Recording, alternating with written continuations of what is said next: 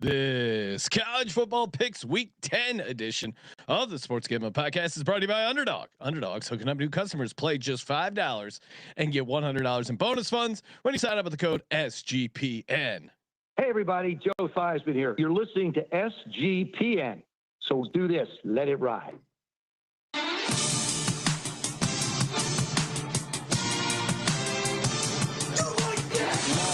Cox. He's one of those guys who will get penetration.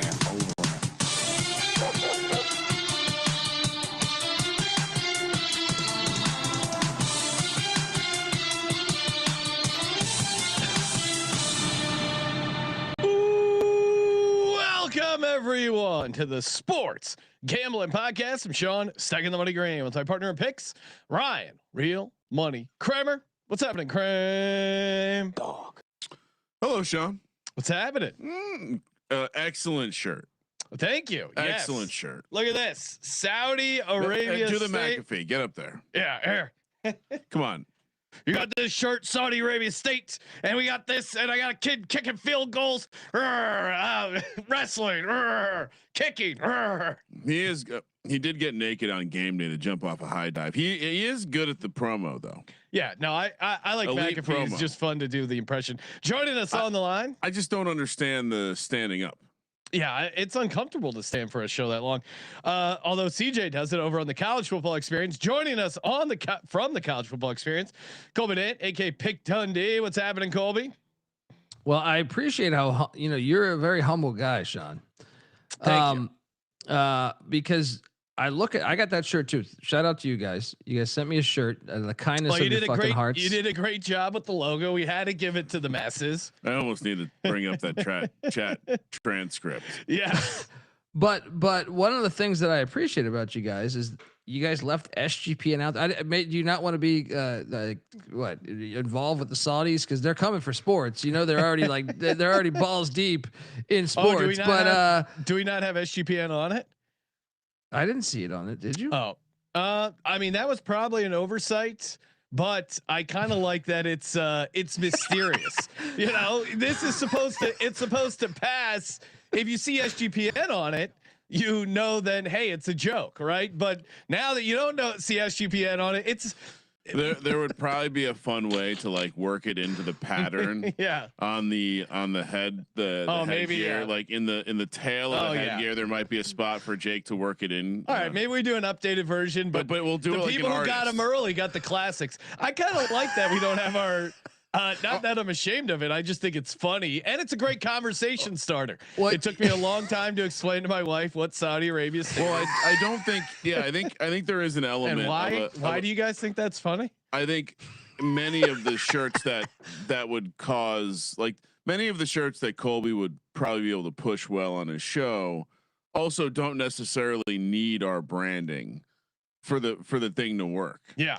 But I do like the idea of having something where we stare at it, and if you stare long enough, you see the SGPN logo. What are those pictures called? Used to be a doctor's office. Magic guy in the Sheik's headdress. I always think of Mallrats, where the guy's just staring at it all day, can't see shit. I'll be honest. A couple of those times they got me. I couldn't break those down. I was gonna say I did think people who couldn't see the magic guys were dumb. I don't know if there's no offense, Colby. I said a couple times. Some of them I saw. Some of them I was like, I don't know. I don't see shit here. Sometimes I did. Maybe a couple I had to fake it. Like, do you see the boat there? Yeah, like, yep, that's the worst when you got to fake it because everyone else sees it and you just go, oh yeah, I see what you're talking about. When at some point I read something that the number one thing that correlated to was having the better your vision was, the more likely you were to not see it. Oh, really? It was a focus thing. Oh, so it was like easy to unfocus if you had worse vision. Exactly. And I always found that the way that I would see a magic guy was cross my eyes. Yeah. No, there was like a weird thing you could do with your. Well, because it's like Kramer, do a close up on do an isolation shot. Yeah, you do that. Oh wow, Kramer's really cross. Oh yeah, they're gonna stay stuck. Kramer. One of my great, that's what my mom. But yeah, I mean, unrelated. That's what we should do. We'll work it in a very classy way. Well, look, it doesn't even have to be with the Saudi Yeah. Arabia one. I mean, I'm for that, but I'm saying in general, we need more of those SGPN shirts, or maybe we just go straight for artwork on the wall where SGPN, you find it in it. You know, I like it. Yes, I like that. Let's just have a line of Magic Eye. Bring it back. Well, I'm sure they went out of business. We can just SGPN Magic. We also need the Mac goes back to school calendar. Oh yeah, The SGPN slap bracelets too. Let's go. And maybe Colby, do you think if we green light some Mac to school t-shirts, we can sell some of those? The one where we put Mac's head on Rodney Dangerfield. 100%. Those things are I'm gonna green light that as we speak. He's got the apartment. He's actually fully moving in on December 1st. I mean, he's fully moving in. I mean, it's been empty, I think, since, but I think December 1st. Moneyline Macintosh will be back in Morgantown. Oh man, he's really living the dream. I'm jealous. Yeah, no. I think a lot of older married guys are like, damn. I mean, Mac's doing it right. I can't say that it'll be there 30 days of the month, but I know that like furniture is going in. You know what I mean? I think shit is going in there. He might get a hot tub. Remember that scene in Coming to America where like the guy's got like a fucking hot tub? I could totally see Mac being that with a cigar and a hot tub, just no couch, no nothing, just a fucking hot tub in there. When I look back on college, even the times that I went to Blacksburg as an adult, having like a real job in California, Josh Rosen, hot tub in his dorm. I just remember thinking like, oh my God, if you had real money, you could just like, you're a fucking, it's like being in a third world country. There's a good exchange rate in Morgantown. The dollar goes. It's like Colombia. He must have got this idea from me.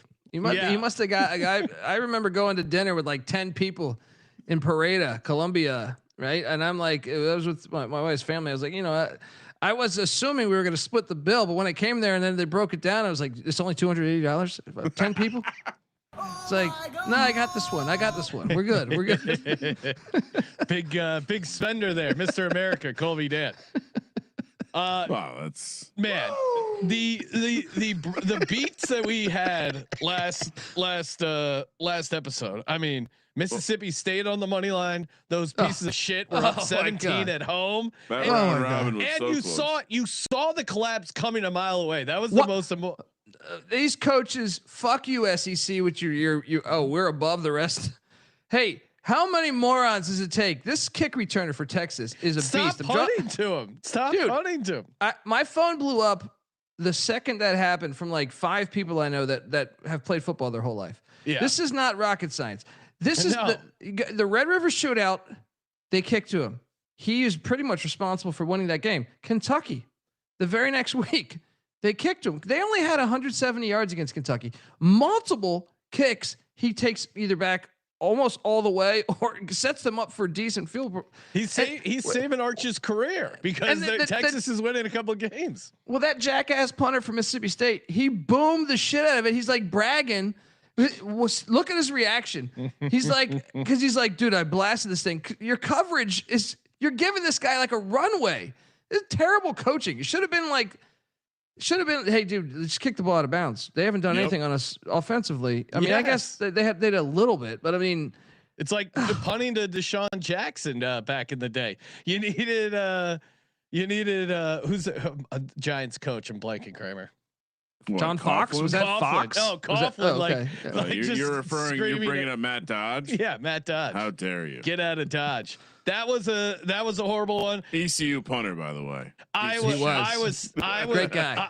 Iowa State laying 2.5. That was a collapse. Well, the worst. Arkansas was even up for a decent portion of the game and just blew it. Yeah.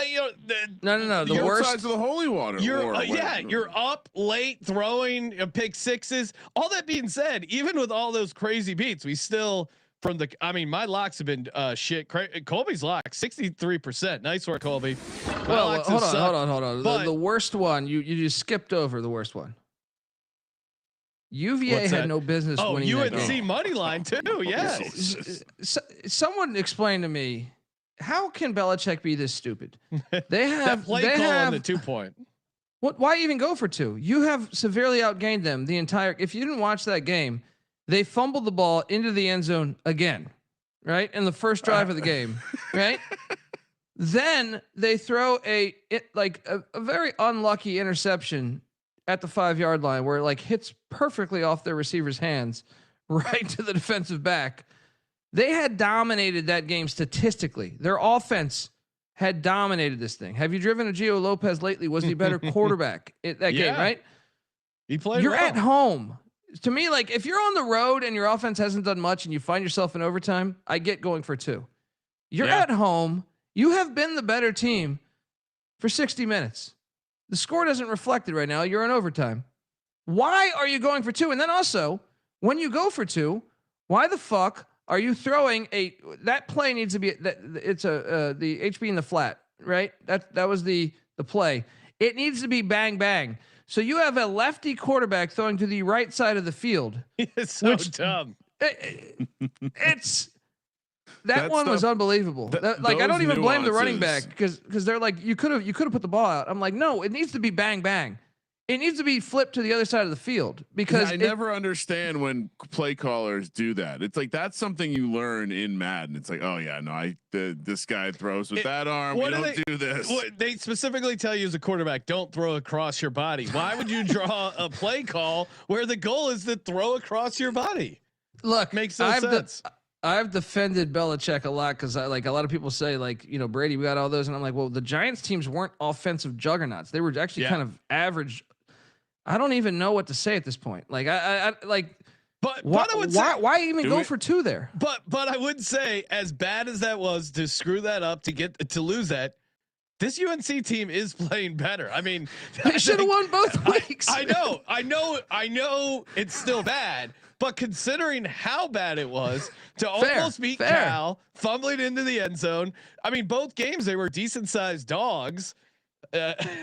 Just a wild season. That being said, we were still 3-1 in the Westgate contest where we're sitting at 55%. So would you like to know where we're we not stand? out of a chance to make a run here. We just got to get a couple more hot weeks here. Kramer, where are we at? 130th out of what? About 1,100, 1,000, something like that. So we're in the top 15%, top 13%. As far as the points, the leader is at 44.5, has a 3-point lead on second place. Oh, wow. Who's at 41.5, who's got a point lead on third place, which is 40.5. And so we have 34.5. We somehow have five ties, which is unreal. What I mean, when you're doing these contests, do half numbers. But with there being 7 picks a week, I would say we're in pretty, like you said, it feels like we've been very close to just getting really hot. Some of these bad beats, and we were 5-2. In spite of that, we were 5-2 last week, and the 2 we lost. Well, I mean, one was. Let's see, the 5-2. Texas Tech was the loser. Like there was no chance, but that was the Auburn game. And going back to Auburn, when I bet on Auburn, that fucking gypsy kicker is stealing my money, can't make a field goal. And then when I'm betting against Auburn, next thing I know, he's fucking one of the Grammatica brothers, and he's drilling it right down the middle. Auburn got us the week before too. Yes, the refs in that game, and they fired that ref. Which I don't know if it makes me happier. Right. We're proven fucking right. Which makes you doesn't to me it kind of pisses me off more because then they go, oh, we fired the ref. Sean's right. That was bad ref. Why do you think they fired the ref? Because he did a bad job. Anyone that watched that game reeked. Do you think it was an intentional bad job? Maybe. You can't put it. You can't. I mean, that game was so badly reffed. It's one thing. It's one thing to watch a game where you have bad reffing, but it's on both sides. That was just so far towards Georgia's favor that it just there was red flags everywhere for that game. It's like some like the Kings Lakers game in 2002 in Game 6 or whatever, Game 7. You know what I mean? Like Colby, the NBA would never involve any sort of gambling. So we're 4.5 points out of the money. We're 10 points out of first. That's not bad.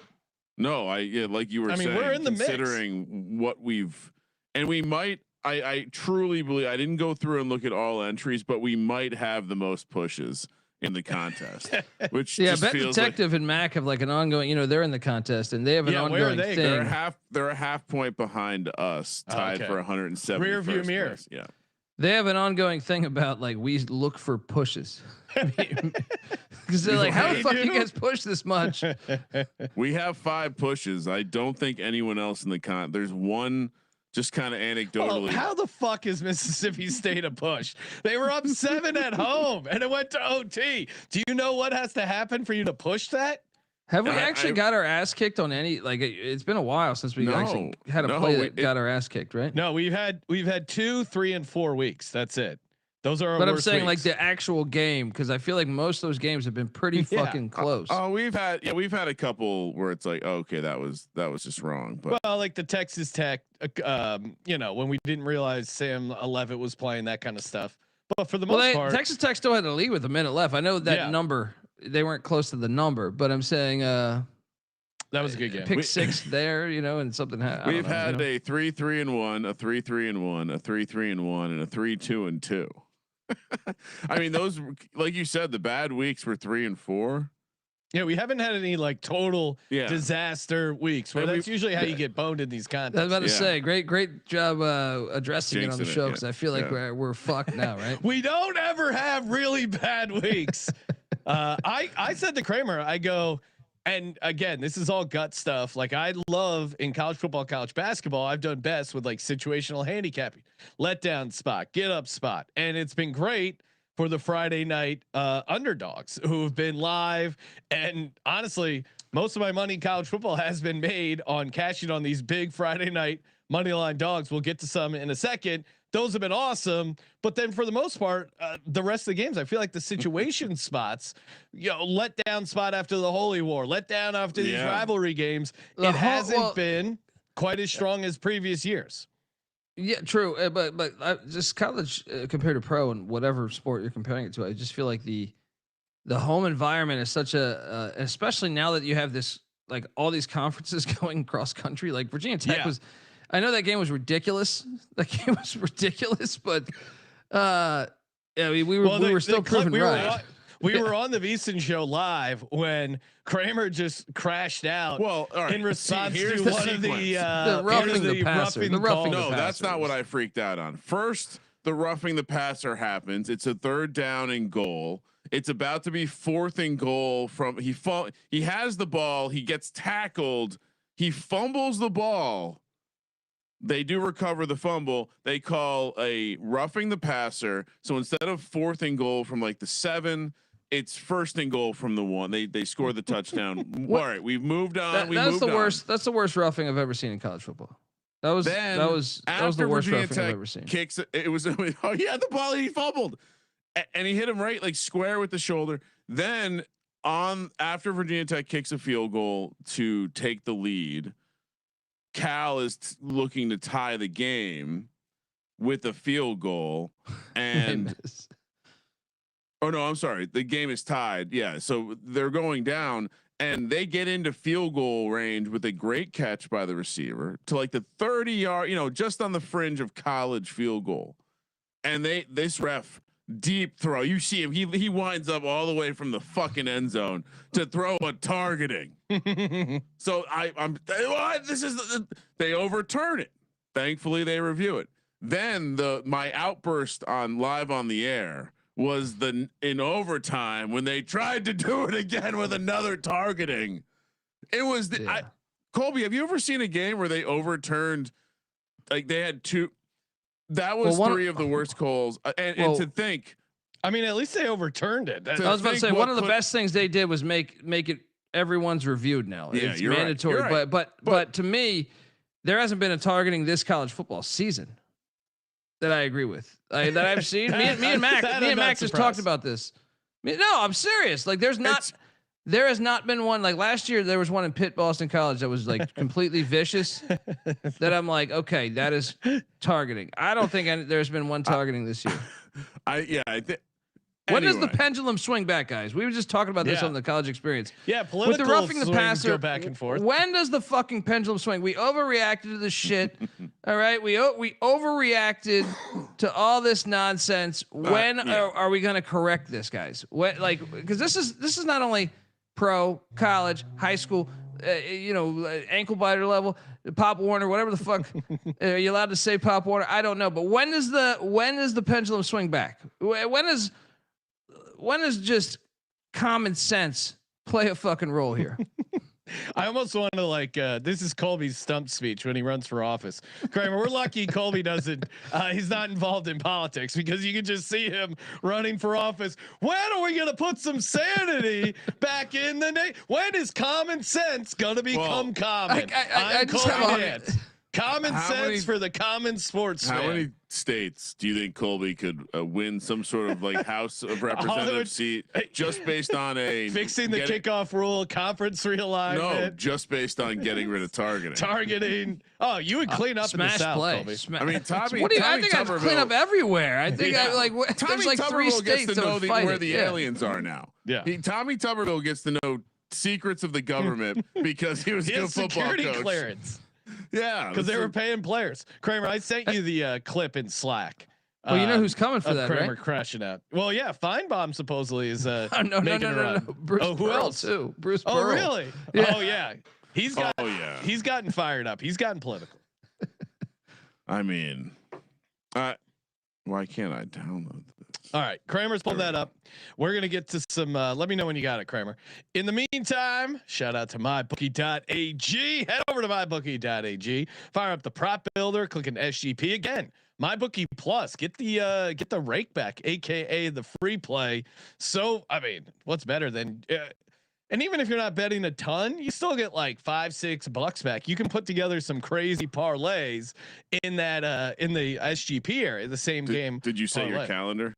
I did. Okay. I did. I have a reminder because it'll say hey, rake back in 5 days. I think it's once a week, but you got to get in. Or it goes away. Or it goes away.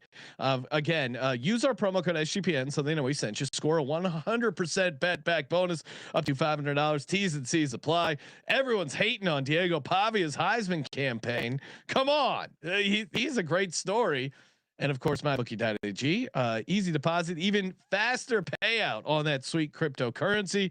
Kramer in the office was just telling me, I requested a nice little payout for my bookie. The crypto came lightning fast. Kramer, what was it? Well, that's not what I said. What I said was I had a little competition. Between them and another competing sports. See who could get. See where I got the Pepsi challenge. The crypto faster, and my bookie won. 100%. It wasn't even a photo finish. It was. I'm telling you, if you're cashing out, they'll get it to you quick. And again, terms and conditions do apply on the bonus. MyBookie.ag promo code SGPN. We're also brought to you by Novig. Novig also very quick payouts and a great option, especially depending on your state. You got California, Florida, Texas. Great way to get in on the action. And because it's a one of these exchanges, you can get some great prices over on the Novig app. Use the promo code SGPN, get you a nice bonus there, and they got great boosts. I'm looking at a 20% NBA boost. They got college football boost. I used didn't cash, but it was still fun to use it. So many ways to win, and again, use our promo code SGPN where you spend $5 and you get $50. Download the Novig app, available in 35 plus states, and use that promo code SGPN so they know we sent you. Kramer. Yes, I think things are delayed or something. Maybe it's because I was putting this video in. I think it's going to be easier if I just show it like this, Sean. Okay. Pulling it up on the old. I'm going to pull it up on X. The man in the box, I believe, posted it. But I mean, I had a fix, or I had an idea for how to fix the targeting problem, Colby. Don't call it. Simple. Don't call it is one angle. Let me switch over to here. Yeah, okay, here we go. But what if each ref got one targeting flag? And once you throw your targeting flag, if you're wrong, you don't get to throw any more targeting. One flags. per season, I think Colby would agree to. All right, yeah, it's like a different color flag, you know. And once you throw it, if you got it wrong, you don't get it back. All right, here we go. And then Targeting. Okay. Okay, here's Kramer's live crash out. 49-yard field goal. Unreal. I mean, I don't at this point. I don't even care what happens. The refs, the blood is on their hands. One of the worst. If you didn't see it, pull up the highlight. One of the worst roughing the passers you'll ever see in your life. Yeah, we can all tell you don't care about this. I don't care at all. By the way, you keep going on this diatribe. Yeah, and clearly doesn't care at all. Can we move on? I don't care at all. And Kramer's losing his mind. They did it again. They're calling targeting again. Are you kidding me? No! Is Kramer still talking about the game he doesn't care about right there? Is that what he's still talking about? He's losing his mind about this game he doesn't care about, CJ. What are we doing? Pleaser's got him excited and agitated. Oh my God. I can't do this. That's not targeting. Wow, that's not targeting. That is a bad call. Wow, refs are terrorists. They really are. Horrible call. So I apologize. Patriots, Colts. Great transition there. Thank you. But I got right back into it. And no need to apologize, Ryan. We were on the right side. Tech got home. I was ready to give you guys. How great was that? I was ready to give you guys shit for talking me into Tech. My instinct was to take Cal, but you guys were right. I think I got that tweet. I could see the sarcasm in the tweet. I could see that sarcasm in that tweet. By the way, I did say I said thank you to you guys for putting me on the right side. I didn't. I was on a flight back. So Let's look at that timestamp. I don't think that was. I figured it was multi-purpose. Either it was sarcastic and I'm making fun of you guys, or if you do pull it out, then I'm genuinely thankful. So either way, I'm covered. Oh man. Well, sorry, I was just looking. I was looking for a timestamp on that. Thank you. All right. Anything else you'd like to discuss before we move on? We just need some law and order. Like, you stop calling these things, man. Like, what are we doing to the sport? Like, I don't even understand. Like, you would think it's and the worst part are the announcers. These announcers are that's the worst part. Is it's like these spineless souls, right? They just refuse to address the elephant in the room because they're fearful for that. You can get laid off. Like, please have fucking some personality. State.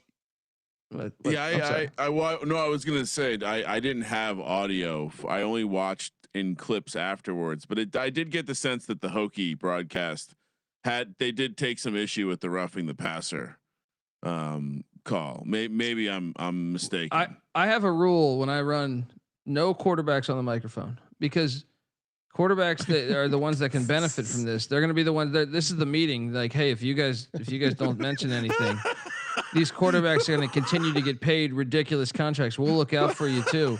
You got a career in broadcasting afterwards. You got a fucking career in broadcasting. We'll get you in some of those, what is Broadway Joe is doing some Broadway Joe and Joe Theismann have been doing this goddamn what is it? Cialis? I don't know what it is. Like, they're doing something. All right. But it's just, don't trust the quarterbacks. Don't put them on a microphone. It's the worst thing that's happened to America. Med-liminal, I think, was the Joe Theismann. No, that was the medical billing. I think you're referring to Nugenics, and that's the boner our boy medicine. Doug Flutie and Frank Thomas. All of it, dude. If you open up your third eye, all right, open up your third eye, all right, because these it's a pandemic going on with these quarterbacks on a microphone. Please, if you're listening to this, Fox, don't put the quarterback. The problem is that they're in cahoots, man. So it's like we gotta. I don't know what we need legislation. We need legislation. All right. Again, Colby's getting political. We need legislation. Kramer, let's talk some games. Too much. I think we gave Colby too much air there. Yeah, it was a little too much. Well, really, so we need to equal. We need to get.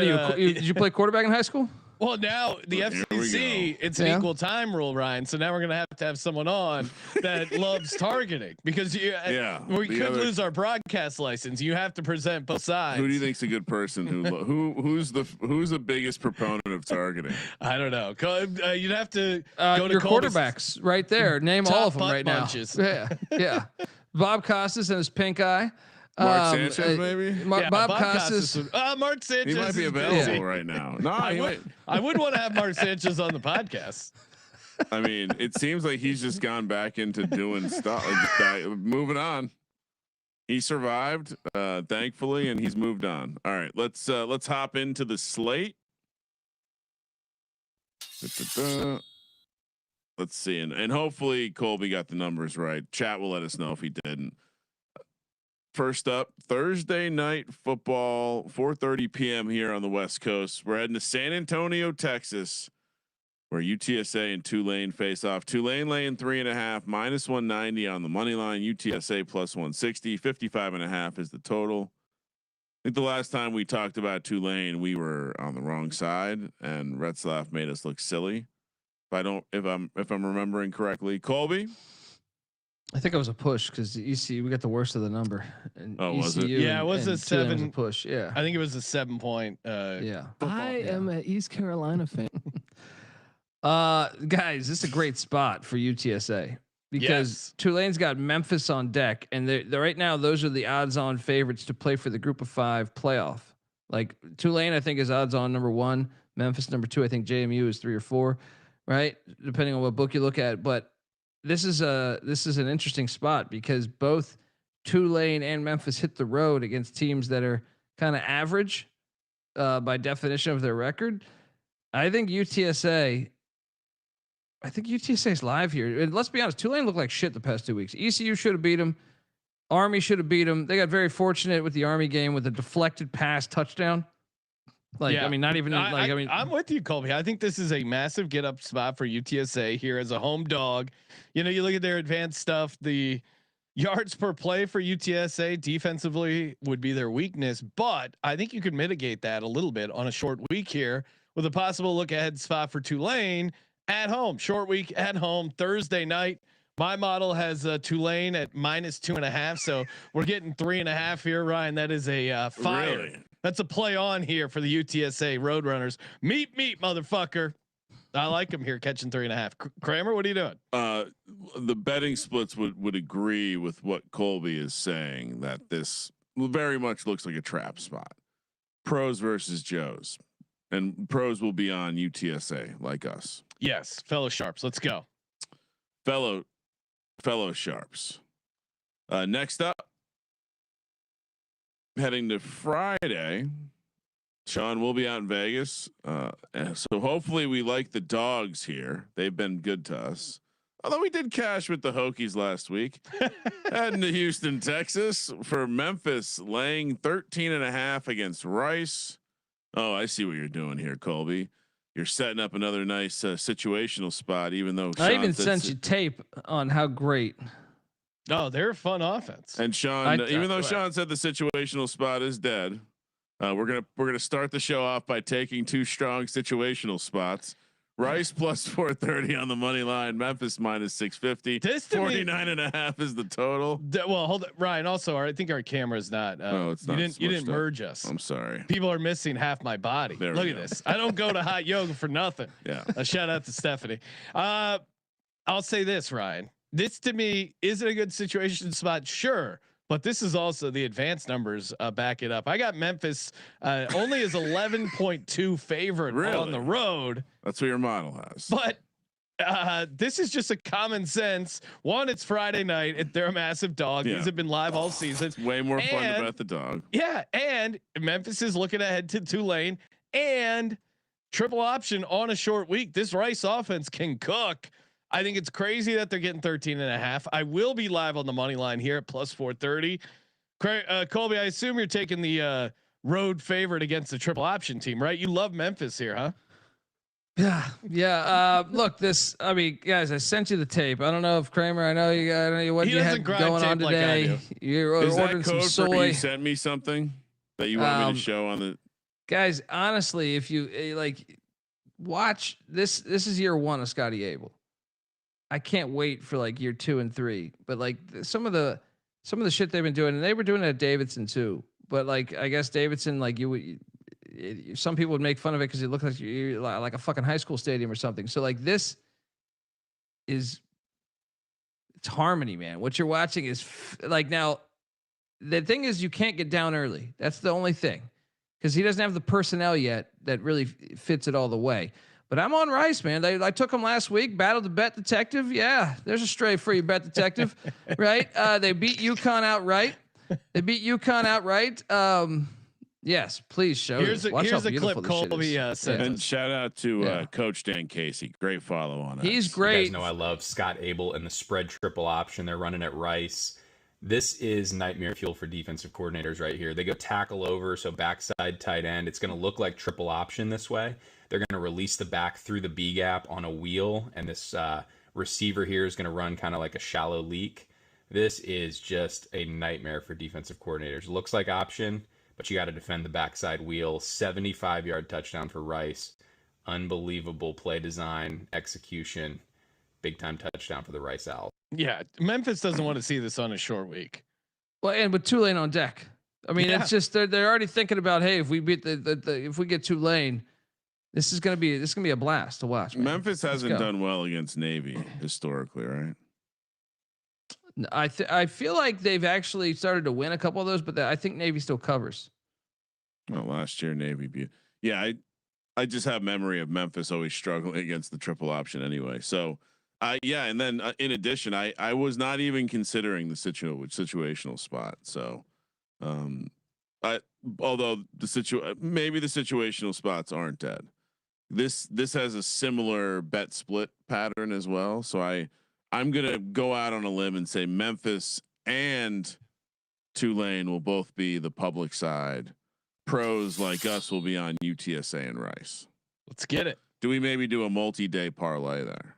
What do you mean? I think you can just. That's getting cute. Yeah, I'm just gonna be on Rice money line. Although we do have another game on Friday. So yeah, and there are more games on Friday, I believe. 4:30 p.m. on the West Coast. We're heading to Syracuse, New York. Sean, where Bill Belichick brings the rodeo to town to take on Q's. What? Slide. There you go. I figured. I didn't know if you guys. I'm in charge of the slides. I don't know if you guys worked it out behind the scenes. No, I'm in charge of the slides.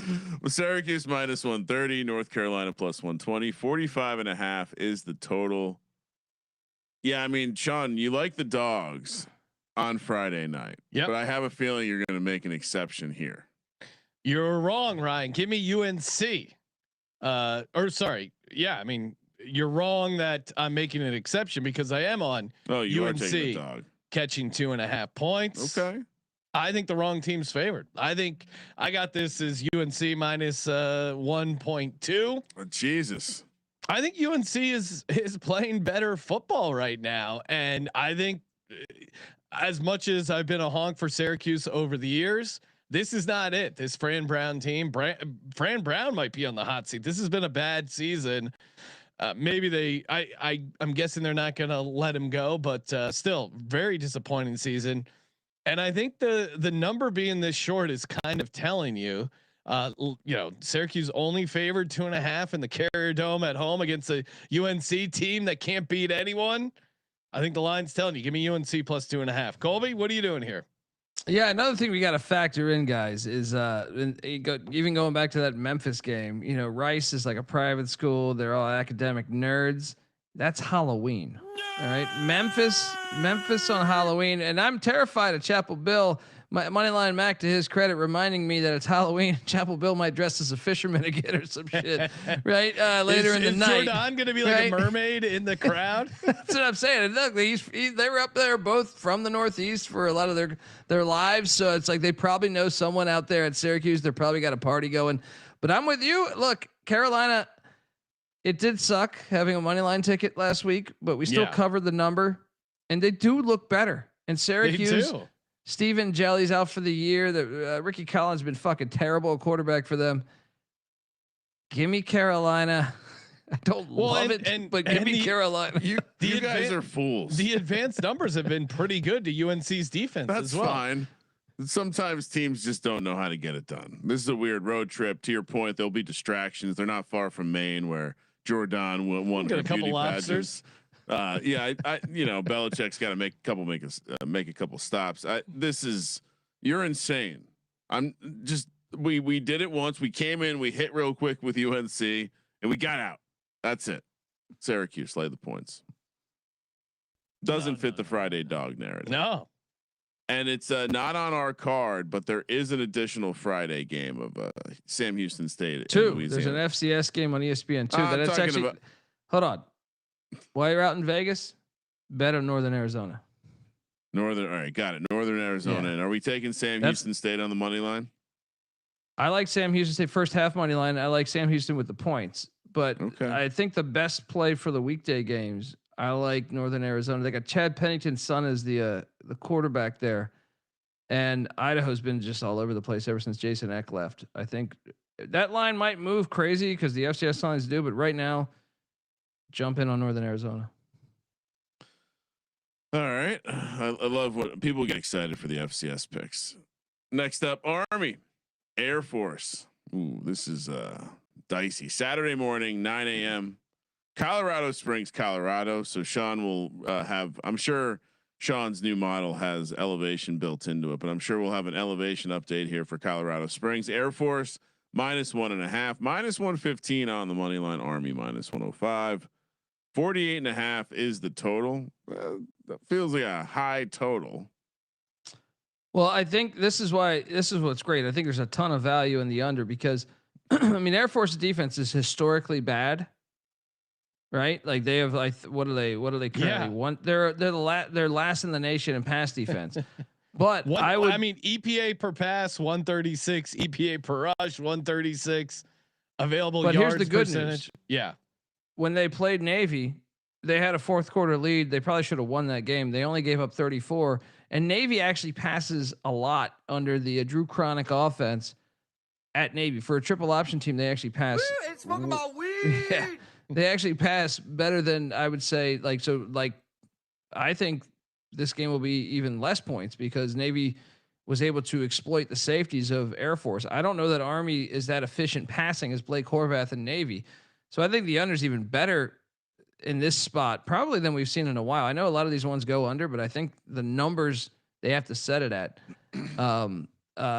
I think there's great value on the under here because I don't think they're just the Army's all over the place with their quarterbacks too. Well, Colby, we're a sides show. You can take your totals to your 9-hour marathon shows. What do you think of the side here, Army or Air Force? What are we doing? I'm on Calhoun and Air Force. I feel like they're 2-5. They've been better than their record. Like the UNLV game was. UNLV was undefeated at that time, and they should have beat them. They've let some of these teams off the hook. The Navy game, at some point, your team will start to learn how to win these close games. It's a rather young team that he has, but they've been in a bunch. The Boise game even got away from late. They were in that fucking game. So like I'm gonna take Air Force to get Army here. I'm going Army. I see the case for Air Force, but Colorado Springs does have elevation here, 6,033 feet. And if Air Force was a dog, yeah, I'd be considering it. But it's crazy to make this Air Force team a favorite against anyone, especially another Service Academy and Army.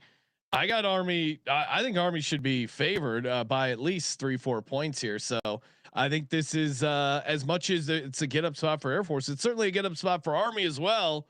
I don't think Army should be a dog here. Give me Army plus 1.5 here. Kramer, what are you doing? Air Force has scored 3 points in the last 2 games, so 6 points. Is that total. Good or bad? I think this is going to be a get right spot.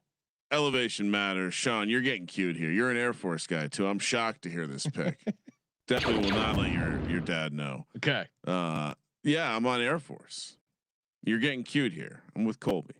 Spread's telling us also. Navy heads to North Texas, or heads to Denton, Texas, to take on North Texas. 9 a.m. kick here on the West Coast. -6.5 for the Mean Green. -230 on the money line. 2-1 for Navy. 65.5 is the total. Another astronomical total for a armed forces football team. Colby, why is this one on the card? There's plenty of games this weekend.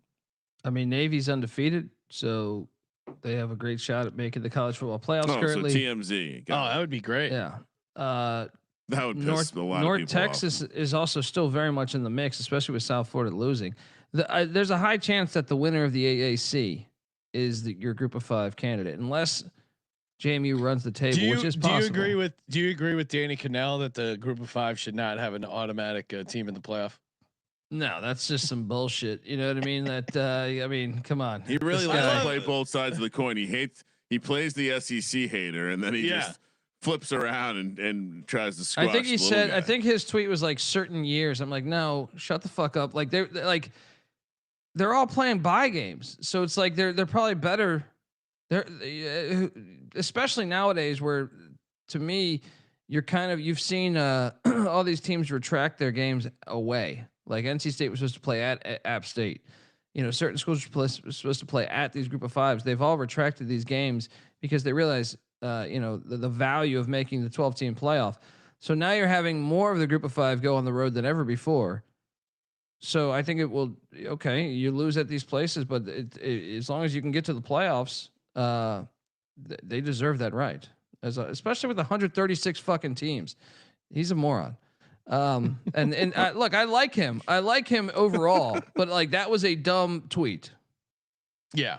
Well, he likes the engagement farm a little bit. I like Navy here. I think 6.5 is too much. I think they're undefeated.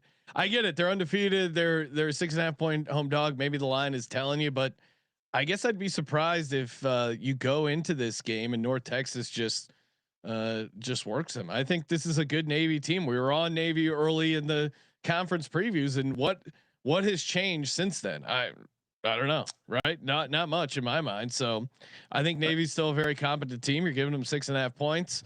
I think that's way too high. And I just keep thinking of that South Florida team, the way they just rocked North Texas at home.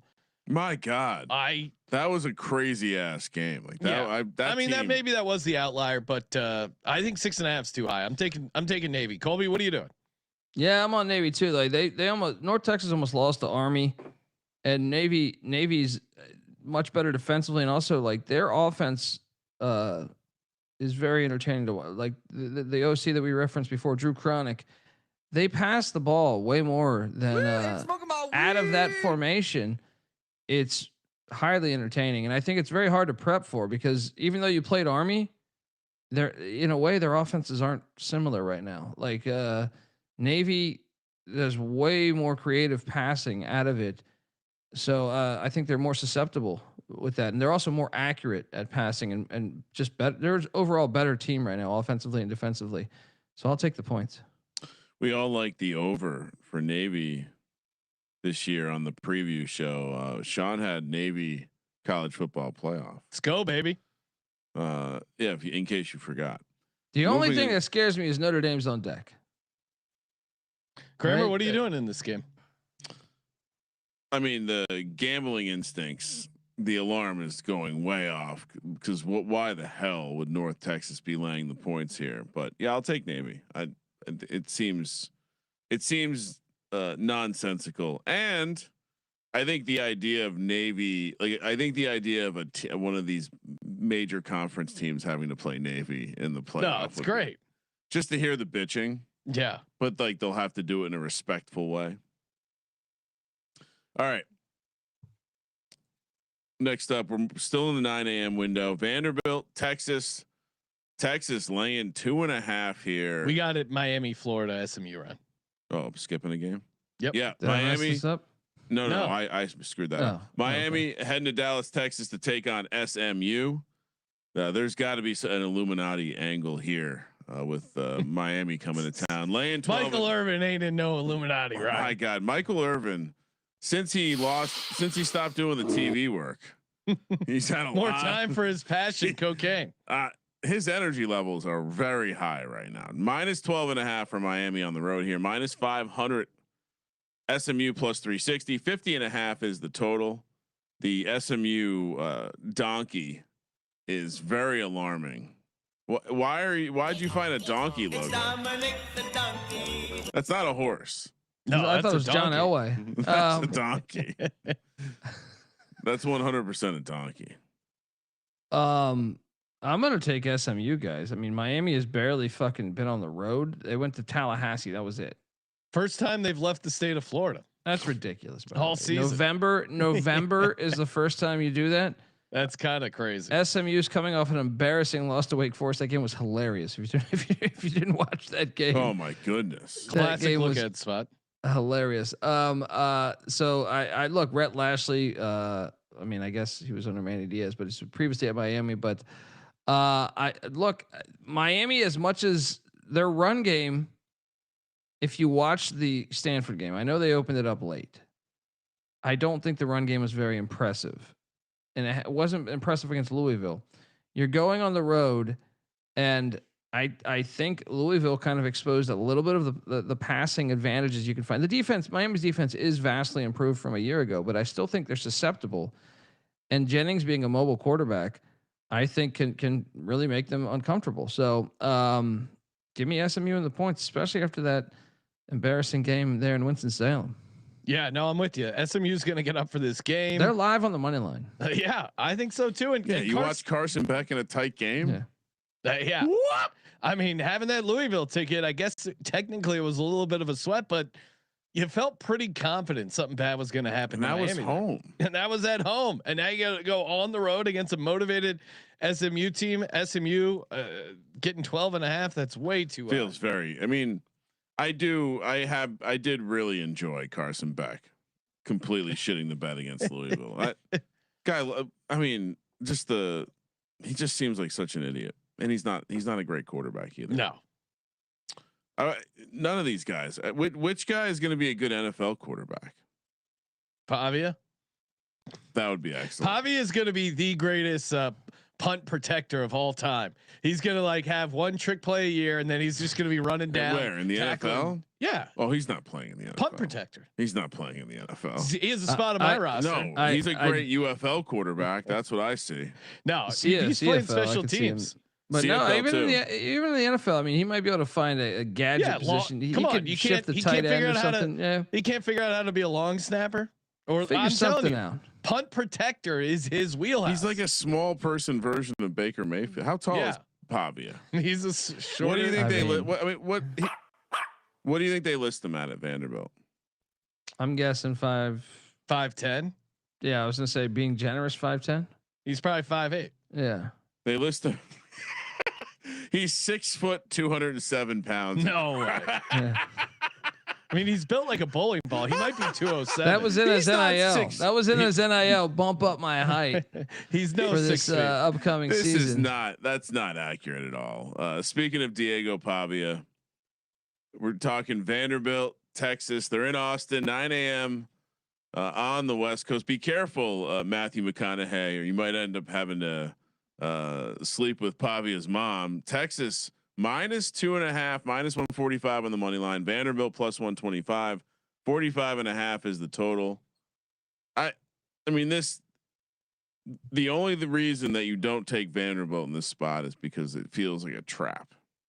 Well, and maybe Arch Manning doesn't play, and that could be the ultimate get up spot here for Texas. Arch is in the concussion protocol. Oh, which in college, who knows what that means? Well, he also they don't have rules. It's funny because he's in the concussion. He's in the concussion protocol, and then there's a video of him circulating. I don't know. I assume it was recently of him getting pulled over. No.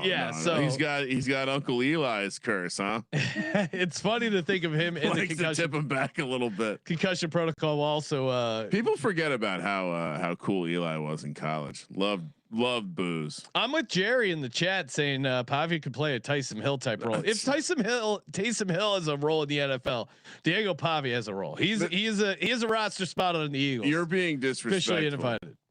Taysom Hill is 6'2", 220, like real. Oh, listen, 6'2", 220. No, like for now measure their heart, Ryan. You can't do it. Taysom Hill has more heart than Pavia. Colby, is there any reason we're not taking Vanderbilt here? Is there anything we're missing? Again, maybe Arch doesn't play and that somehow gives them a boost. I still don't know. And now maybe Vanderbilt punts to the punt returner. They take it to the house again. That kid's awesome. But I actually think Clark Lee and them have their shit together. Like, they really have their shit together. So yeah, good special. Last year was a 3-point game. And that's when Texas had Quinn Ewers and could actually throw the forward pass, and also had a great also had a great offensive line, right? They had, I mean, how many of those guys went to the NFL? This year, your offensive line's dog shit. Vanderbilt's much better. And I mean, he's pissing on everybody. Why not McConaughey, right? And how about this? All right. I'm getting pissed on. You remember he gets pissed on in Two for the Money. After that bad weekend, the fella from the Caribbean I don't comes remember. up and pisses all over him. He's like, "Remember Colby? No, I left the movie theater in the middle of that." Whoa. Great gambling movie. Pacino, McConaughey. And we great reason to check out the Patreon, sportsgamblingpodcast.com/Patreon. Not only do you get access to all our sheets, the weekly pick'em $100 prize, and the bonus episodes we do once a month there. The one we did about the guy that is the Two for the Money is based on, where we released the interview, which we had never released on the podcast. Only interview we didn't release normally. We do a breakdown with CJ. Very funny. Check that out. Well, there might have been an interview with a coach that we lost. Maybe a hard drive got corrupt or something. Was that Dick Vermeil? That was Dick. I still have a voicemail. Didn't I send you guys the voicemail? My favorite part is Dick Vermeil interview. Hey Cody, we got to do this interview. That's the best part. Interact with him for a week. As Colby. Cody, we gonna do this? He leaves me a voicemail. Hey Cody, we're doing this thing now or never. All right. And I'm like, we agreed on 4:00. He's called me at 3:50. He had to go to. What is he doing here? His winery. Yeah, he's busy. He's got a lot going on. No, but look, Vanderbilt. They should have won last year. They didn't. They still lead the all-time series 8-4. All right, so Texas make it 9-4. Your little bitch ass team's been lucky every single week. They're not gonna punt.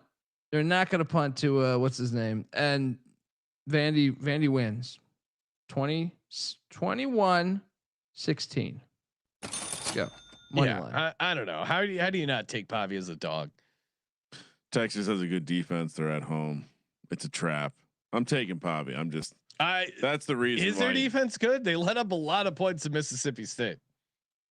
Yeah, I mean, I would say the alarming thing is their offensive line's trash. Texas is currently 90th in rushing offense at Texas. Yeah. And let me tell you, they got the SEC cooked the books for them a little bit. You know, you played Kentucky, Mississippi State, and then don't forget Sam Houston State's winless, and UTEP has 1 win, and San Jose State has 2 wins. To be 90th in rushing with that schedule, they're terrible on offense. There's a reason why Sark was flirting with the NFL. Yeah, that I wanted to bring that up because I also that makes me want to fade them the rest of the season. He put it out like it classic. His agent let the NFL know that he would be entertaining the NFL, and then of course it came through like the beat or the NFL reporter said someone leaked that to her, that she covers an NFL team that leaked it to her. And then he gets on his moral Steve Sarkisian on his moral fucking high ground. The guy that's missed practice because he was drunk as shit, and then sued the university for firing him for being drunk as shit. Yeah, it's a medical disease. It was your credit card that gave me those martinis. Fuck you. You're in the wrong. Which I kind of like actually. But it's a bold play. But no, I mean, look, her information was probably credible, and then I just love the fact he gets trying to mess my team. Someone releasing this stuff. There's a reason why. Is because I never thought he was that good of a coach from the start. One of the most annoying things every Saturday was hearing, he's the best play caller in the sport. Like A, there's a metric for that, and B, also just because he was with Saban, the guy wasn't great with the Atlanta Falcons. He's been at 3 schools that have won national championships in my lifetime, and he hasn't sniffed the national championship. He's an overrated coach, man. And he's got a terrible red zone offense everywhere he's been. He's an overrated coach. Vandy, money line. Let's go. And bottom line bombs, aka CJ Sullivan, remind us Brandon Lang. That's who the unreleased interview. Very fun. Very good interview of the Two for the Money guy. We're all on Vandy plus 2.5, as you'd imagine. Yeah. I love the idea of first of all, Sarkisian would fail miserably in the NFL. Secondly, I love the It's like idea. a poor man's Cliff Kingsbury. I love the idea of him trying to fight Diana Rossini. Great Italian American. All right. 10 a.m. now. Interesting time slot here on the West Coast. Arizona State heads to Ames, Iowa. Weird road trip where Iowa State laying 7.5, -260 on the money line a week after screwing us. Arizona State, meanwhile, +215 after dropping a game against Houston. Somehow my Houston futures are still available, and I think they even control their own destiny or something crazy like that. Arizona State 48.5 total. Colby. I think there was news that Sam Levitt's not playing. What a bum. This was supposed to be his season. That means it'll be Jeff Sims, which means we should load up on Iowa State if that's the case. Yeah. Well, that's why the number is 7.5. Yeah. So lay it. I mean, Iowa State, honestly, that game couldn't have gone like, I know we kind of hit on this already. It was a bad beat against BYU, but the way it went down, like the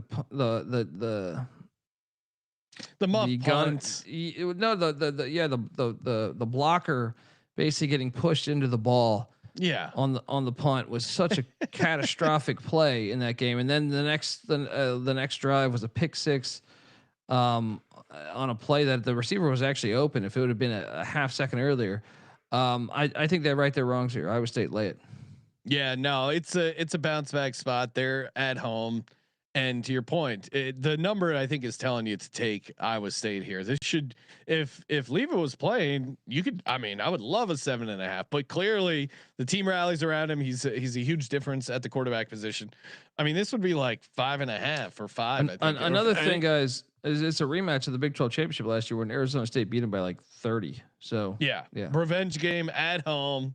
Smash it for Iowa Has State. Jeff Sims applied for an extension? Maybe get another year. He's a fun guy to fade. Well, yeah. I mean, sue the NCAA. They're sure he'll get another 5 years. Right now is the time to sue the NCAA. So does the NCAA win a case? They're just like, very rarely. It just shows you how bad they are at doing business. They're constantly losing. On our Thursday basketball show, that one is. It's like a. That one is the most fascinating thing I think to the sport is all the players that played pro in Europe are now complete. I'm talking about like 24-year-olds. Yeah, no, there's and of course a good reminder. College basketball tipping off soon. We're going to be doing shows covering college basketball on our Sports Gambling podcast, but obviously check out the College Basketball Experience daily picks podcast. Get you ready for the regular season tipping off. And to your point, like G League guys are now playing in college basketball. It's insane. I saw, was it Izzo talking about it? All these coaches are like, what the fuck? Kelvin Sampson. I mean, well, what it does also is like you're previewing these teams. And I know we got to get to it on Thursday, but like every Power 5 school has multiple guys from Europe that are like 24. So it's very hard to project because I'm like, you don't know. It's like, what is this Croatian league? What is this league? What is this league? Is it good? It says he averaged 30 points a game here. I have no idea if he's good though, or if it's, but I mean, I can tell you this, it's got it just going through every team. It is having a huge impact on the sport. I think the number one thing we'll see from that is just guys who are ready. I'm a little worried about the potential impact of the first half unders, but like the idea that someone's going to buckle under the pressure. You get these old guys, they played in these fucking war torn countries where there's like, there's you cages think I'm scared around. to miss a free throw? I don't know. They're smoking cigarettes and there's cages around the court. I was firing mortars in the front line of Ukraine. You think I give a fuck about your first half unders? I hit this bucket. I stay in this country. I am not missing this shit. I just love the idea of these like. You think it's hard to line up a free throw? Try laying up a mortar fire when you're knee deep in your buddy's bodies piling around you. You think I'm scared about going into Loyola? I just love the idea of these men hanging out with these like soft ass like young athletes who are like, this situation isn't right for me. I carried an RPG. You're worried cigarettes about and cold soup. You're worried about suicides? I'll tell you about suicide, where a man, he can't fight for the country anymore. He's hearing mortar sounds in his brain. That's a suicide. Honestly, though, you look at each roster, man. I shit you not. Good transition. Each roster is like minimum 2, but like I loaded up Illinois roster yesterday. It was like the whole goddamn roster is Europeans. Like I was like, I have no like. How are you supposed to project this? We need to have the European NBA gambling podcast or whatever the fuck leagues these are, because I have no idea how to deduce. It's never been harder to cover a team. I'll say that. And I believe that tying this all back to football and Pavia, I believe the lawsuit that Pavia won essentially established that any college athlete now no longer loses eligibility years for anything beneath Division III. So junior colleges, NIA, whatever that, all of that stuff essentially doesn't count against your, NCAA eligibility. That would be awesome. You're if gonna that have means some like guys from the pros. If they wash out, they realize, oh, hey, because of this lawsuit, I got a couple of years of eligibility. Why can't I come back? I mean, it's bound to happen. At the way we're looking, it's bound to happen at some point. Well, like Chad Johnson just played, or I'm trying to think of like guys who. Just J.R. Smith went back to school for golf. Yeah.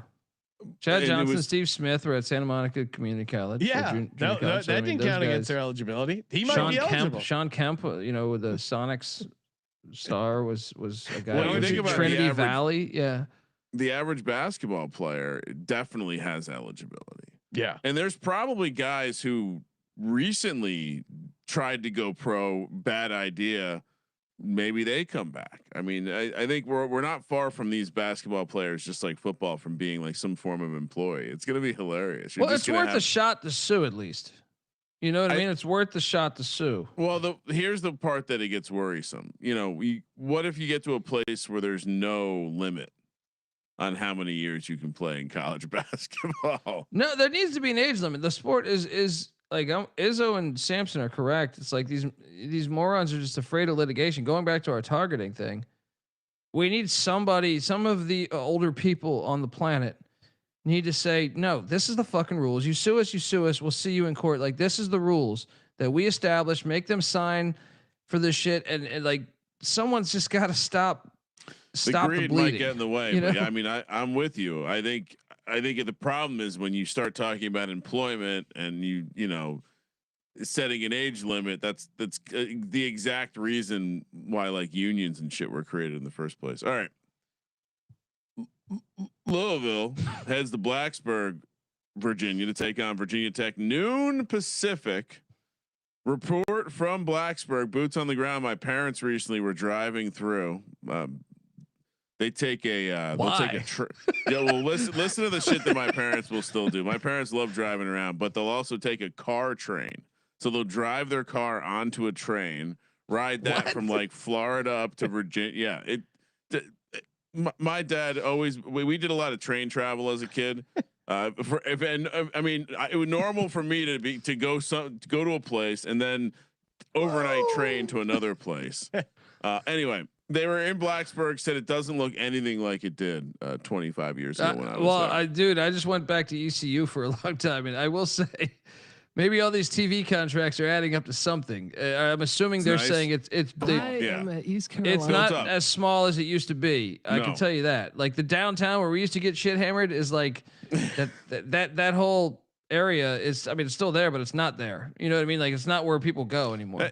Things were better back when we were younger, obviously. Virginia Tech 10.5 point home dogs, plus 320 on the money line, minus 425 for Louisville. 53.5 is the total. You're gonna explain to me why now is the time you're gonna lay the points with Louisville on the road here. Did you see the emotion coming from who are they hiring, Colby? Give me the incel. Is it gonna be Shane? James Franklin. Well, that's the problem, right? You guys have everyone's having a pissing contest, right? All your alumni and everyone's. What did I say? Everyone's measuring their dicks right now in front of there, and I'm surprised you're not out there with them. When they brought out like, okay, we're gonna have this, so the athletic director, who everyone hates, is not going to get fired, but he's not going to be involved in the hiring of the next coach or GM. And we're going to use a committee of 8 people that include only in college sports do they have just committees of people. They never built a monument to a committee. You need one person making the decision. It's a cool committee. I mean, I would like to go to one of their meetings. Bruce Arians and Bud Foster are members of this committee. Why not you, Ryan? I guess the fan committee. I guess they should have a representative. We should have honestly, a group of fans. Just if they're expecting fans and alumni to pay for this stuff, why would they not? Why shouldn't they have a vote? I'm sure they do. They have a couple of the rich donors are on there, like someone who has a college named after them. But yeah, I mean, I was asked recently who would I want. Let's just keep it simple. Shane Beamer, bring him home. Really? Sort everything out. Yeah, I'm fine with that. He's recruited fine over at South Carolina. You'd rather have him than James Franklin? I don't think James Franklin's available. What about Brian Kelly and his family? Definitely not. Where does he get hired? What's the appeal? I mean, the guy wins games. I mean, they can still make the playoffs this year. Yeah, you know what I mean? Like such how a did fucking how did he get though. fired? Well, yeah, he's a college football coach. But no, he seems like on a different level. You just don't hear nice things about him. I'm just saying, like, he rarely has like a 7-win season. Yeah, I'm out. I think the intelligence that it took for him to leave Notre Dame. Coach O. Oh, that would be excellent. No one's talking about Coach O. Gruden would be cool. Coach, I mean, Coach O coaching the defense. Now I understand why you're not invited to their committee. I mean, I told you the South Florida guy. No, that one I think would be a very good hire. As far as like plucking someone from a lower level. I mean, with Beamer, do you really want to follow your father's shoes? I would not want to. It's the time to do it if you're going to do it. Like things have gotten to a place where he becomes a savior. They just went through a decade. But is he a good football coach? No. I think it's probably generally hard to judge someone. I mean, maybe I'm wrong, but he's at one of those programs in the SEC that it's probably harder to judge because you're most likely not going to be successful. Yeah, I mean, I don't know. I think there's better options out there personally, but so give me the name. Jeff Fisher. That's what someone in the chat said. I like that. Isn't he the commissioner of the arena? You guaranteed 8 wins. That would be an His awesome son is the defensive coordinator for Bowling Green. He's been pretty good. Yeah. What are we doing for this game? Virginia Tech. What do you? Look at this. Sean's getting bored with the conversation. I mean, 20 minutes of Virginia Tech coaching carussell. Colby brought it up. Next slide, Sullivan. I'm moving on. When are you going back to this logo with this small cock? It looks like a scrotum with a Virginia Tech sweater on it. I mean, that chicken's head is clearly a nutsack. I mean, Colby. I mean, you give me shit for the goatsy stuff, and now you're seeing balls on the screen. You don't need to put so much veins on a rooster's head. I mean, yeah, I guess you're just one of my favorite. You remember when Beamer had that surgery? Frank Beamer. Oh yeah. Well, one of my favorite moments. Graft. One of my favorite moments was me and Patty C. We were at a Halloween where someone at Virginia Tech just put a slab. They grabbed like a T-bone steak and just put a rubber band to it and walked around campus as Frank Beamer with a T-bone steak. What year was that, Colby? What year was this? Would that have been like 2001? Yeah, somewhere in that range. Yeah. Is That's that you? Funny. Is that what you're saying? I do. Kramer went as Michael Vick, full black. Was not. No, it was me. Me and Mike were cool. No blackface. I would say in general, that's Blacksburg probably wasn't a good town to do some blackfacing in. You could drive a little bit and be places you maybe get away with. Are you taking Virginia Tech here? I am, because look, they're not ranked. Brown gets up for those big games. They haven't played in Blacksburg. Brown was never. So I think it's the crowd, to their credit. They showed up for that Cal game. They'll show up for Louisville. I think Philip Montgomery is a good football coach. If anything, like I think you could argue he's a better coach than Shane Beamer. And all right, yeah, why not get more than a touchdown? Let's go. Yeah, I think I got this game at 7.5. You're getting 3 points of value. Virginia Tech here as a home dog. Maybe a little bit of mojo. They're in a weird state here, but I don't trust Louisville to cover this big of a number against VT in this situation. I think it's way too high. Kramer, what are you doing? Virginia Tech, I assume. The vibes from the players about Philip Montgomery tell you everything you need to know about Coach Pry. I get the sense that Coach Pry was just an unapproachable guy. Like the players didn't actually have. I'm a tough guy. Though. Well, it seems like they really like Philip Montgomery and his changes. And yeah, take the points. Maybe we'll play this on the money line. We'll do another round robin. Colby, what college did Philip Montgomery play quarterback at? Whew. Which, by the way, he played quarterback and free safety. Oh gosh, that's when quarterbacks are quarterbacks. This is my point. 1990 to 1993. This whole operation. My whole point is that those are the quarterbacks that should be on the microphone. Philip Montgomery. Okay, he played for. You like this guy? He's from. I'll give you a hint. He's from Dallas, Texas. Ooh. I'm assuming it's not a big school, so I'm going to say Stephen F. Austin. Close. Tarleton State. Ooh. They're really good right now. They're number 2 in the FCS. Throwing a ton of money into their football program. North Dakota State. Oh, of course. Another noon kick here. Texas Tech, our Red Raiders. Which, by the way, that who are we blaming the mush job on the future? Have we had that conversation yet? They're on the road in Manhattan. They still got a shot. Yeah, of course. Kansas to take on Kansas State. Kansas State plus 7.5 at home, plus 230 on the money line. Texas Tech laying 280, 52.5 is the total. This feels like another sneaky spot. Colby, another home dog. Or are we back on Texas Tech? Well, and one of the reasons why, I mean, this is still like Kansas State is very live in this conference. When you consider BYU and Cincinnati in the schedule, first off, they play each other, right? So BYU and Cincinnati are at first place, undefeated. They both play, or BYU and Cincinnati play each other. BYU has to play in Lubbock next week. Cincinnati's at Utah. We'll talk about them in a little bit. I don't think just because you see 2 5-0 teams, I personally think one of these 3-2 teams is more likely to make the Big 12 championship than one of the 5-0 teams right now.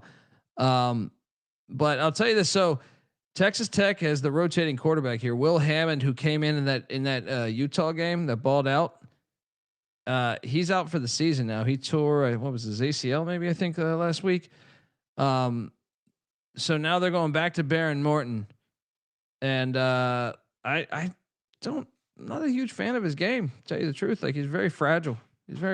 And knowing you don't have Hammond to back you up, I know Texas Tech's nice on line of scrimmage, but I think K-State. This was one of like the storylines by Cody Campbell and Texas Tech spending so much. The other team that spent a lot was Kansas State, but no one talked about it because Texas Tech spent so much. Yeah, give me K-State. I think they've found something here. I think they're live on the money line. Torn ACL. Yeah, I don't feel great backing Morton here as this big of a road favorite, but I am. Give me Texas Tech laying the 7.5.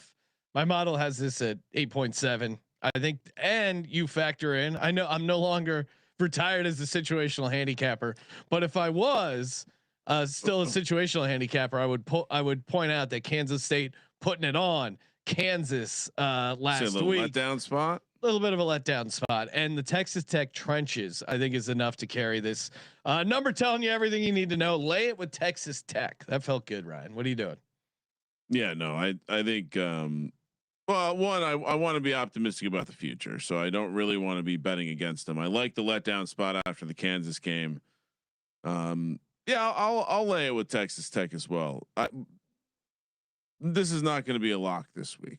I'm with Colby, and I watched a press conference with the quarterback, and not that he needs to look confident talking into a mic, but I almost get the sense that he's also injured. So, well, he was in jeans when Morton went down, or when the other kid Hammond went down. Morton was in jeans, and then he switched to the uniform.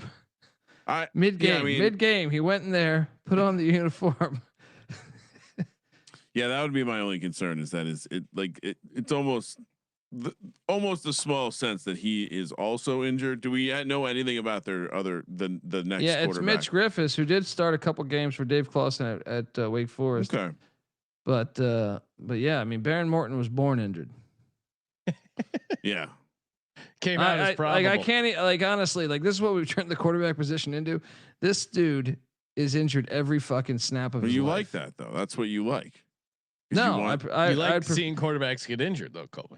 I would prefer him play safety. Let's see how that goes. Georgia, Florida, Jacksonville, Florida, 12:30 p.m. on the West Coast. What do they call this thing? The largest cocktail party. They do. Georgia laying 7.5, minus 290 on the money line. Florida plus 240, 50.5 is the total. Did you know Jacksonville is the largest city in the United States by land size? I did know that. Yeah. It's one of my go-to nuggets. Yep. Been doing the show for a while. Yep. I know a good Kramer nugget when I hear it. Colby, what is the cocktail of choice for the world's largest cocktail party? Yeah, do they have a specialty drink we should know about? I would probably like Jungle Juice.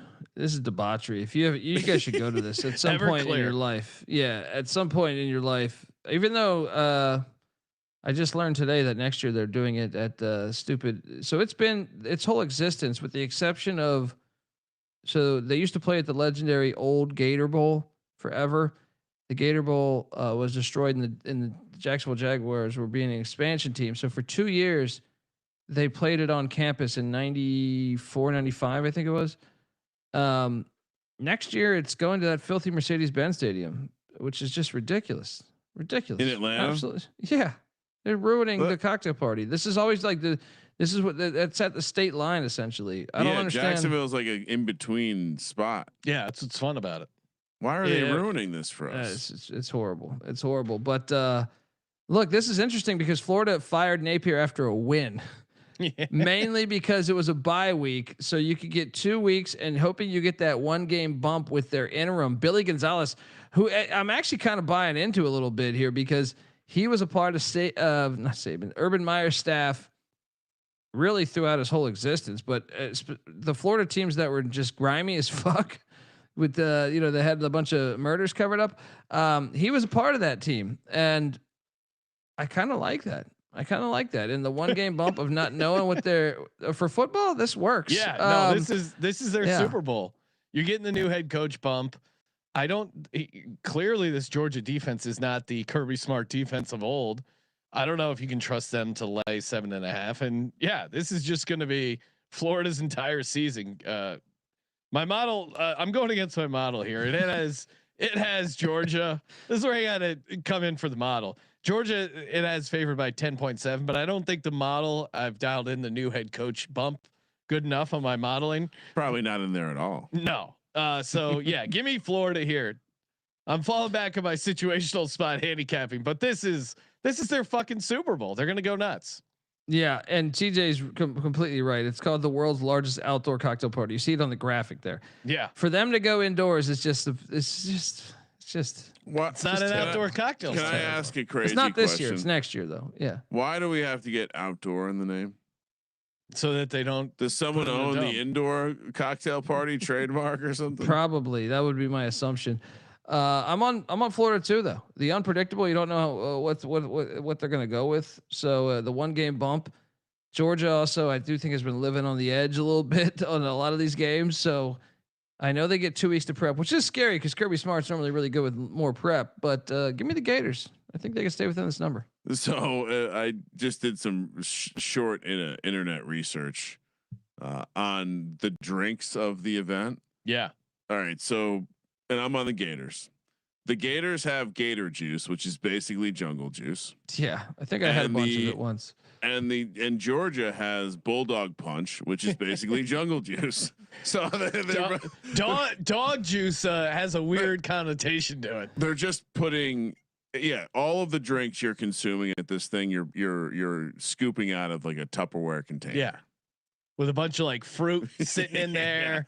It's basically sangria for the South. Yeah. We used to just get those like orange Gatorade things and just fill it up with as much Everclear. And oh man, people would almost die.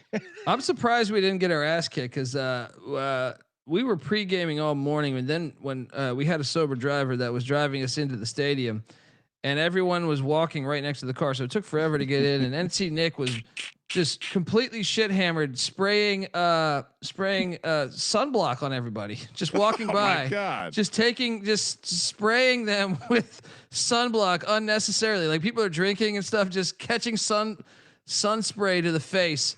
One of the more hilarious things. The Dant brothers. Got one of the more hilarious things I've ever seen was just him just bombing people and they're completely happy getting sunblock all over their cocktails. I mean, there is an old Adam Sandler bit about getting lotion on your cock. On your cock and balls. Yeah, you don't want to swim. You got to hang out here and rub the lotion on your cock and balls because you just ate. All right, UVA takes to the West Coast. The luckiest team in the nation, by the way. Unrelated, but seeing those swords made me think about it. But did you see someone started a just like Captain Andrew Luck? They started a like Lieutenant Bryce Young. Doesn't quite work the same. I think seeing the UVA logo made me think of a fruity military person, and that's where I got that. They're taking on Cal in Cal. I assume this is the basic. Wait, one of these teams isn't from the West Coast, and one of these teams is from the West Coast. I'm certainly not going to take UVA. We did that dance once this year, and I regretted it. Cal 14-6-1 is a home dog, and I think this is just obviously the crazy travel spot for UVA after an overtime win against UNC. Now you get Cal as a home dog. My model has UVA laying 2.7. Whoa, this is a value spot if I've ever seen one. 4.5 is you're giving them a full field goal plus. Colby, what are you doing? UVA's been living on the edge, but I will say Kramer. Yes. Kramer, he's shaking in his boots. Did you catch the news on Virginia's donors? What are we worried about? They've had 4 major gifts over the past 10 months, but they just got a huge one the other day. Yeah, Patty C. White bed sheets for everyone. Telling you, Virginia is. They had a entire lot of tiki torches delivered to their alumni fund. Yeah, I'm a Hokie fan. You better watch out because I think UVA's got some serious pockets. Some serious pockets. Not worried. Of course, they have serious pockets. What are you doing? They do deals with the devil. You can't take UVA here, can you? I'm all over. This is a Cal money line play. Virginia. Did you guys catch fucking Washington State? Yeah.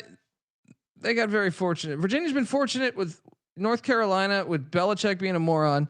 Washington State, their other guy calls for a fair catch at the half-yard line. The guy not returning the kick, right? And then go back the bobble in the Florida State game with the receiver bobbling the ball 13 times, so it was incomplete. They probably should have lost like 5 games here. Now you're going to Berkeley for the first time ever. It's a stupid game all over Cal. This is a money line play. It's a classic rivalry, Colby. Hey, let's put together a little underdog pick'em entry. Of course, go to Underdog Fantasy. Use that promo code SGPN. It gets you a nice bonus there. Play $5, get $100 in bonus funds when you use the promo code SGPN. Colby, what are we doing in this next underdog entry? What do we like? Well, the first. What do you guys want me to pick one for the weekend instead of ones? Yeah, that's night? always good. Or what? Yeah, I mean, sometimes there's only Friday stuff. That's fine. All right, let's go to Saturday. I think Miami SMU will have a little bit of points. Mark Fletcher is their starting running back, or I know he was dinged up for a little bit, so he'll get a bulk of the carries. I don't know if he's full on starter yet, but I'll take the higher. At a half rushing or receiving touchdown, and then I'll take you to this Cal game. I'll take you to the Cal game because as much as I think Cal will win the game, I have concerns about their pass defense. And one thing UVA can do is score. Now UVA's defense is trash too, which is why I think Cal can win the game. But I'll take Chandler Morris higher than 245.5 passing yards. All right, so we got Mark Fletcher higher rushing receiving TD, Chandler Morris higher 245.5 rushing yards, or sorry, passing yards. Putting a little boost on there. Still got a little left in the tank for Boostober, and $100 or $50 entry because of the Boostober turns you $127. Underdog Fantasy promo code SGPN, and we're also brought to you by Rhythm. The Rhythm is gonna bet ya with picks, props. Love putting together my models over on Rhythm. I used it a lot in my prep this week. Knock on wood. And of course, use that promo code SGPN25. Get you 25% off with the promo code SGPN25, and you can track your plays in here. All you got to do, track 5 plays in the week, college or pro, for a chance to win $1,000. That is a great offer, and again, it's free to enter. Let's see, what are my top 5 predictions here that Rhythm likes, and I'm using their smart signals, which are pretty cool.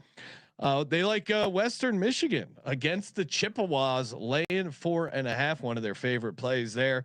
Western Michigan at home against the Chips, laying 4.5. Build your own models, get your own plays, or just use theirs. Rhythm. Download the Rhythm app and use that promo code SGPN25. Okay, moving along.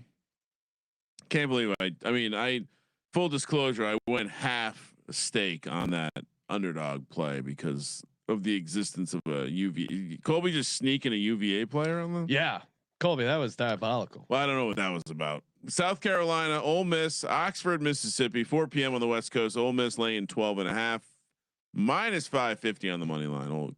South Carolina plus 380, 54.5 is the total, and spicy Lane Kiffin is in full effect right now. Been enjoying pretty much every one of his press conferences is much watched TV. And so before we pick this game, Colby, where does he end up? Because obviously he's not staying in Mississippi. Dude, I actually think it's a very interesting time because I think he should stay. I think this is college sports is in this era where you've seen so much radical change within 5 years. Brian Kelly, like I said, just got fired. They can still make the playoffs. They can still go 9-3 and make the playoffs if the right teams lose. Who wants that much pressure at these places? And all of a sudden, these schools like Ole Miss or Vandy or whoever you want to use for the example, I think because of rev sharing and because you've gotten this ton of money and it's more equal than ever. Why would you put that much pressure on your family when they're going to build him a statue at Ole Miss if he stays there, right? That's always the case. That's always the case. But I think they're living like even with Franklin and Kelly getting fired. Like I don't even know that I fully agree with that move because I think over years they're using the mindset from the 14 playoff and the BCS. I don't think it's smart long term. Yeah, I mean, at these places. You're getting paid a shit ton of money. You have a good lifestyle. It seems like he likes it there. And you got a chance to get into the college football playoff every year. Every year you're going to have a shot to get in the college football playoff. Where is the big step up? I think when you talk about like the statue idea, it's like, all right, there's 2 versions where it works. Like either you're from there, you went to school there, or you have some affinity or relationship with the place. Otherwise, I think these guys are all full of themselves, love their ego, and look, Ole Miss is great. Ole Miss is never going to be on the level of LSU in terms of money that they'll put into the product. Period. And I think at the end of the day, that's the answer to the question. A guy like Lane is absolutely like going to entertain it at minimum because he's going to love the attention. But at maximum, I think he, like many people, he would the greed and just the idea that when you're at LSU, you're not fighting anyone in your own state. You have a rich state of talent and you have unlimited resources basically behind you. Yeah. I mean, money talks. If he's going to double his money, I'm sure he's going to do it. So, oh no, I don't know if he should do it, but lost Colby. No. But I always think about like Billy Donovan, right? Talking about a guy they build you a statue at Florida. You win back-to-back national championships, and then you decide I'm gonna try to go to the pros. You end up making a fool of yourself. You're crying to get your job back. I think in some cases the greed doesn't make sense because you're already. It's like you're making how much money? Oh yeah, I mean, what he should do versus what I think he will do are two different things. These guys never say no to better deals. They just don't. I mean, for the most part.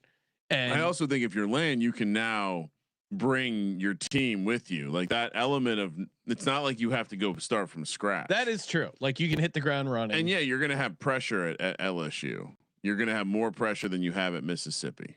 Yeah, but these guys aren't going to be scared of the pressure. Like that's part of the reason why you're in that job. You don't give a shit about the pressure. Colby lost his internet. It just says storming now, which is hilarious. A guy who advocates for storming the field. All right, internet's out, Kramer. This is great. We can wrap the show up. What's your take on South Carolina Ole Miss? What are you doing here? Well, like I was just getting into, he is feeling extra spicy about himself. So I would if I'm Lane Kiffin right now, what are you doing? Well, you're interviewing for other jobs. I'm laying it. You're laying it. So you think I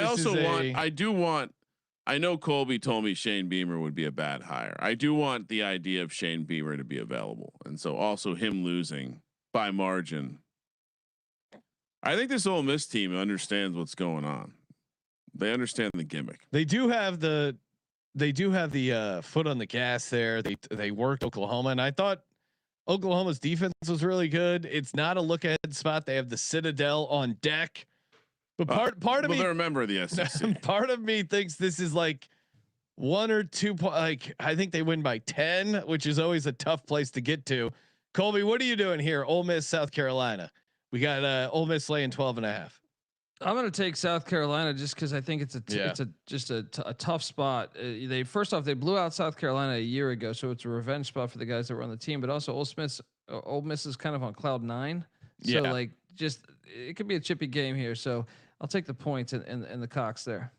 I'm with you. Give me South Carolina plus 12.5. Good luck. Thank you. I didn't actually mean that.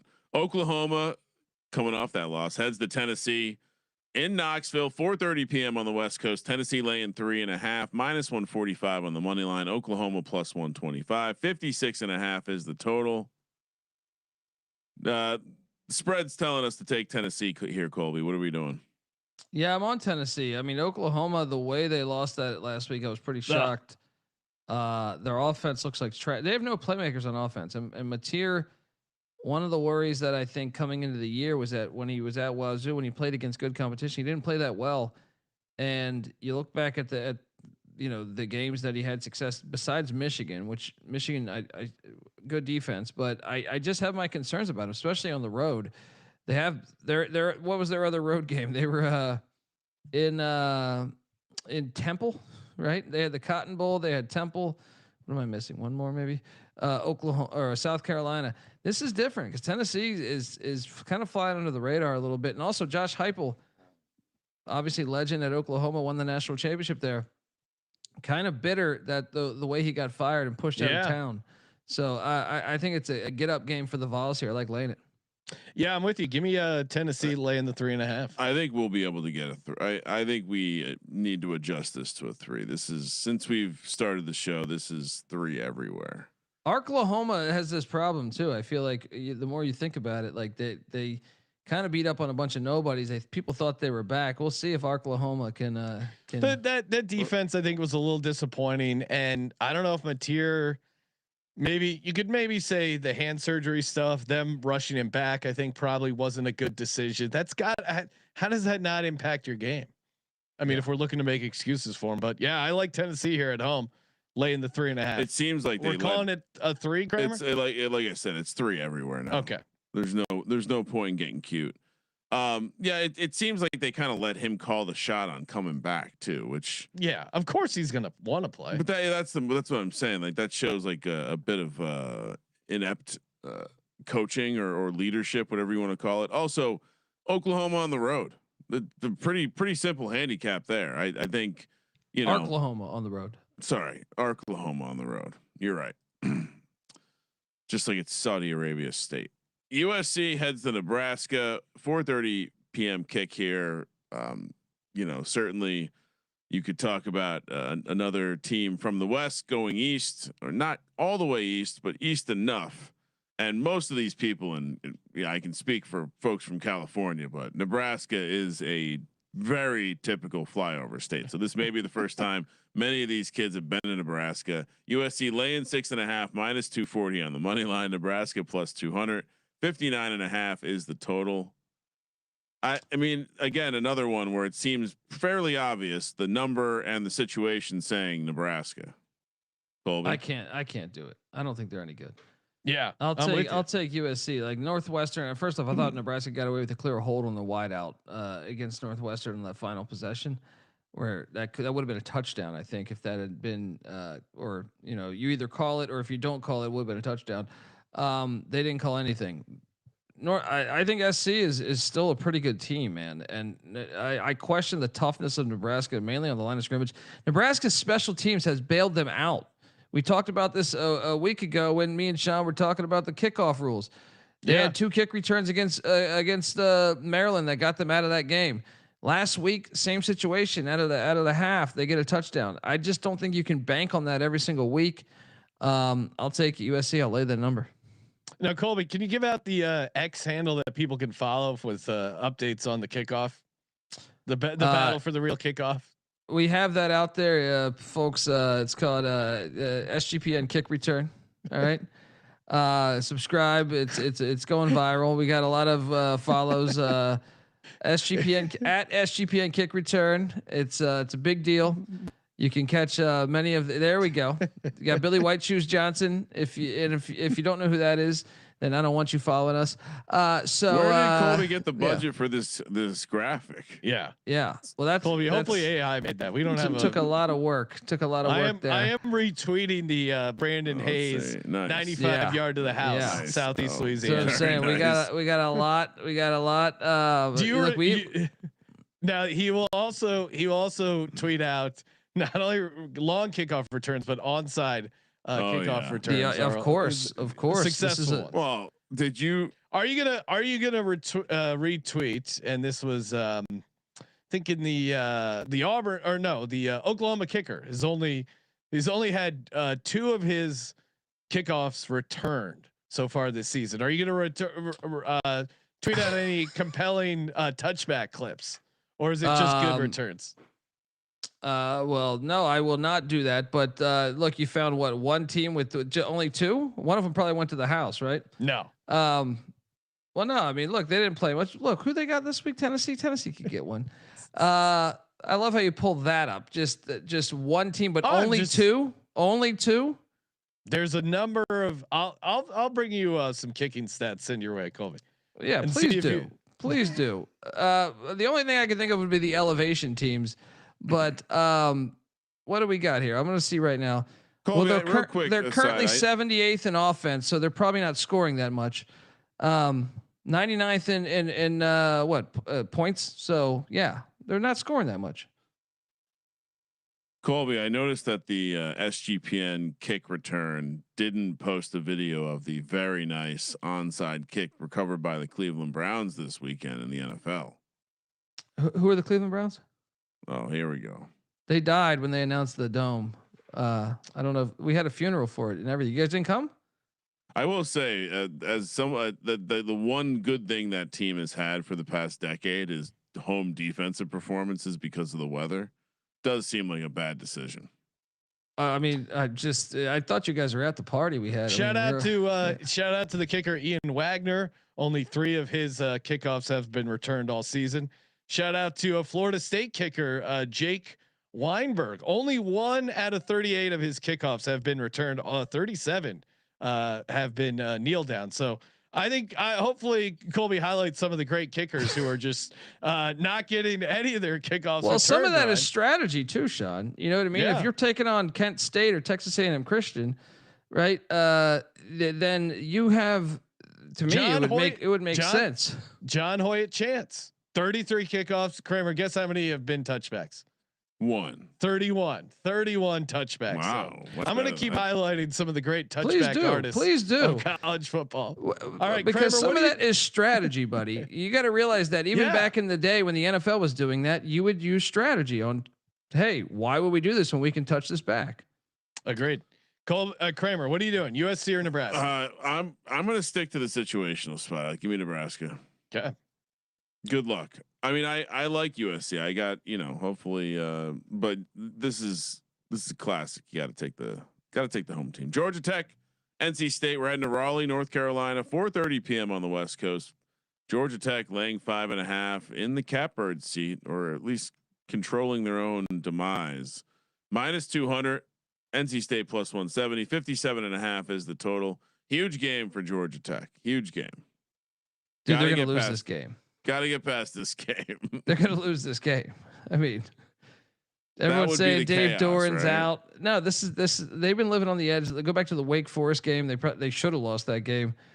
I think NC State is the play here. I think the line's even telling you NC State's the play here. So really, the thing is this: Georgia Tech on the road, they don't have the big play often. They normally go on these long drives. I feel like with Haynes King and stuff. Physical. Yeah, I think NC State can match that with behind that crowd that they have. I know their pass defense hasn't been amazing this year, NC State's, but I think the rush defense, it's just a bad matchup. Like NC State's defense, the strength of it is the rush defense. I think this should be a 7-point spread. I think Georgia Tech puts it on them. I understand how you can overthink this, but yeah, my model has it as a 7-point favorite on the road.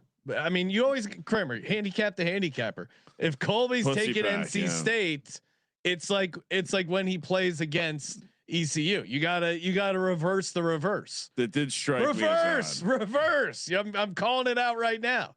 Georgia Tech. I still think this is a good team. Colby does take his record serious and his handicap. I noticed that he wasn't in the top 10 with me and spread experts in college football last week, but I will say that seeing your model so vehemently disagree with Colby when he takes the pussy pack makes me because I'm also in a tough spot. I don't really like Georgia Tech. They're kind of like a soft rival to Virginia Tech. Don't like to see them having this success, but I do like watching Haynes King play. Colby, you don't mean what you say. Give me Georgia Tech. Colby's gonna flip his pick to Georgia Tech by Saturday. No. What do I gotta fade the pussy pack. I mean, we'll have the man in the box give us a specific report from the show. We got our man behind the scenes, and he's in a box. Don't worry. We get all the good juicy gossip from the college football show. Cincinnati heads to Utah, Salt Lake, beautiful Salt Lake City, Utah. 7:15 kick here. This will be the game I fall asleep to. Utah laying 8.5. It's always fun to wake up to see what happened because so many of these Big 12 games are wild. Utah laying 8.5, coming off a nice victory. Again, neither one of the Holy War teams had a letdown spot the week after. -320 on the money line. Cincinnati +260. 55.5 is the total. Colby. I mean, they never played. They never been to Rice Eccles. I don't care who's starting at Utah. Lay it. And it's a ranked team coming in there. They don't got much elevation in Ohio either. No, they got Skyline Chili. Good luck finding flavor in Utah. Yeah. Whoa. This feels attacking the food in Utah. Huh? Oh, come on. Utah's known for their cuisine. Oh, they got plenty of good Mexican food in Utah. Yeah, I'll take Utah. I'm worried that Cincinnati will keep it like a 7-point game, but it's not strong enough not to take Utah. And to Colby's point, Utah at night in this spot is a frickin' wagon. Now, I thought that earlier in the year when they went up against Texas Tech at home, didn't get it done, but I think it was just about how good that line play was. And this is at night, which is huge. I mean, that again, I don't know why they didn't schedule Texas Tech for night. If we went back and watched that game, Texas Tech also got every big advantage play bounce in that game, so things got out of control quickly. Yeah, but they got their ass kicked up front. Well, that's true. But I don't think that's going to be the case here. Give me a soft excuse. because I do think that if we play that game 10 times, I don't think the 10 games turn out like that. Yeah. Does that work at the sports book? Like, hey, let's run it like well, poker. I lost this bet, but can we rerun it 10 more times? I'll probably win 6 of those times and then pay me out. Maybe maybe ask not. Jeff Benson at the circus. There are all sorts of simulation type betting. So maybe in the future, maybe you have to hop to another dimension. Bet it in 10 different dimensions, and in 6 of them you'll win, 4 you'll lose. Woo, it's smoking my weed. Kramer, what are you doing? Oh, I'm laying it. Okay. You know I'm becoming a Utah. Well, maybe becoming a Utah fan. We'll see. All right. Utah games in our future, I think. Okay. See, it seems like a great place to see a game. Well, yeah. I mean, if I have a reason to go there, it makes sense to go to a football game. Time for our Lock, Dog, and Tease, brought to you by MyBookie.ag. Promo code SGPN. All righty, Colby, do you want to go first? Locks, you've been on a heater. Shout out to Colby, crushing it with the locks. We can do that. Let's go with well, what is the best lock on the board, guys? All these are basically locks. Let's go Kansas State getting 7.5. Whoa. Wow. Did not see that coming. Okay. Whoa. Then let's go. Felt lazy, a little lazy. I will go with let's go to give me the pussy pack plus 5.5. Oh no, what is happening? This is not right at all. Yeah. Oh my God. This is not right at all. Okay. Money line. What's the best value for my clientele? Oh, by the way, we have bonus lock. Put Iowa State there. But the money line play. Let's go with the Hokies. Oh boy. Okay. What could go Virginia wrong? Tech on the money line, right? Plus 320. I like it. And the tease. Let's go to Iowa State down to 1.5. Wow, double dipping on Iowa State. Let's go to what do we got? Let's go to Vanderbilt up to 8.5. Oh yeah, good tease. Great numbers there. And let's go to Cal with 10.5. Okay, did everything right. For me, first lock. Friday Night Dogs. Give me Rice plus 13.5. Dog. Next up, yeah, give me Vanderbilt plus 2.5. How do we? The legend of Pavia grows. And then for my last, I might just take Iowa State here. Let's see if I can beat it with any of these other. Do like Navy. UNC is interesting, but they do find ways to fuck things up. So that's slightly scary. South Carolina probably going to lose by 10. You know what? Yeah, give me Tennessee -3 at home. That's a good spot. Although I do like Iowa State as well. For my money line dog. Ooh, Navy's nice. Rice is nice. We got Virginia Tech. Colby already called that one. Florida on the money line. World's greatest outdoor cocktail party. I do like the new head coach aspect. Kramer, what do you? I mean, Florida feels like more of a point spread play. Yeah, give me Cal on the money line. This is the end of the run here for UVA. Cal 150 on the money line. Let's go. For my tease, give me Iowa State down to 1.5. Give me Virginia. SMU 18.5. That's a beautiful tease. I mean, that's a boatload of points. In what world is Miami covering 18.5 points? Not a world I operate in. And give me Army plus 7.5. Come on. Air Force covering 7.5 points with that defense. Good luck. Kramer, what do you got? I also see 13 returns from Oklahoma games. 13 returns. So I unless they're gotten, using two kickers, that's not accurate. I think I had the kicker incorrect, but I'll keep looking through my touchback stats. Go for it. What's going on here, Colby? Feels. I forgot were which. you I was not driving, double checking your numbers? I was driving and I forgot which game I was listening to. So whatever was the 9 a.m. game on Saturday morning that I had money on, I'll go back and get the. I'll clean that up in post. Please do. I could see it. I could see it in like Laramie or something where the altitude is such a big deal. You don't get a chance, but on flat land, no way. Kramer, what do you got? What's your locks and your dogs? All right. I'm knee deep in kickoff stats right now. Cal plus 4.5.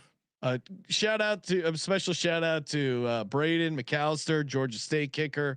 26 of his 30 kickoffs have been touchbacks. I see what you're doing. Loading it up right now. Cal Keaton Emmett out of Nevada, 24 out of 28. That one makes sense. That one makes sense. Gonna let the bit keep that going. one makes sense. Georgia State does not. Yeah. All right, Kramer, you can step in. What do you got?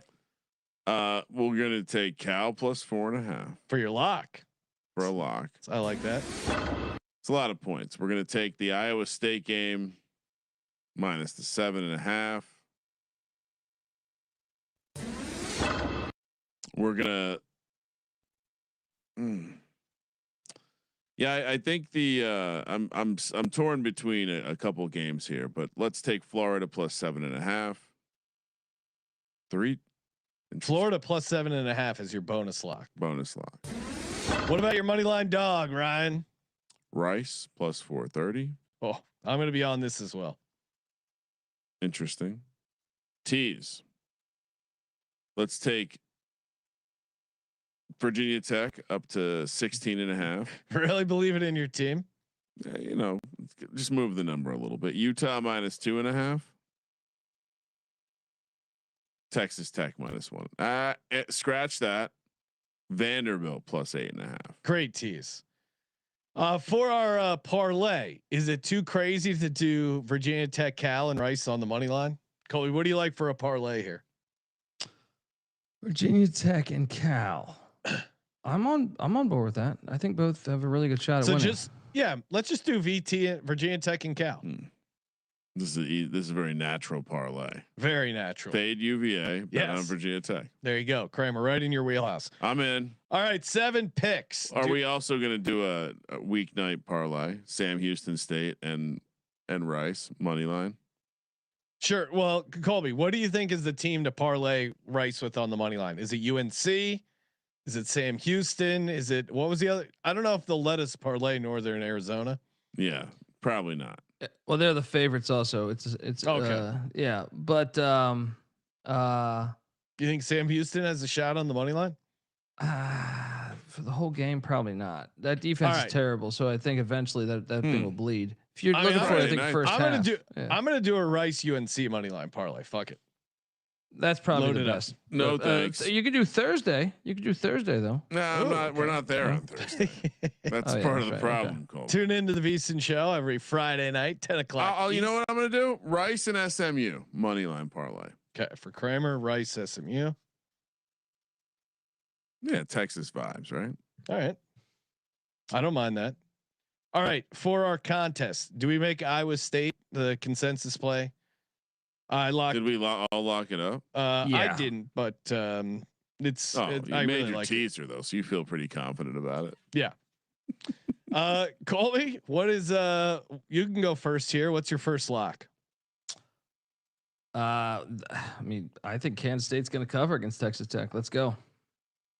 Okay. Hate this pick. Kansas State plus 7.5. It's part of the formula. Yeah, I agree. If you're ever doing a group pick exercise, you can't have influence over the other picks. Your consensus is always going to be mid.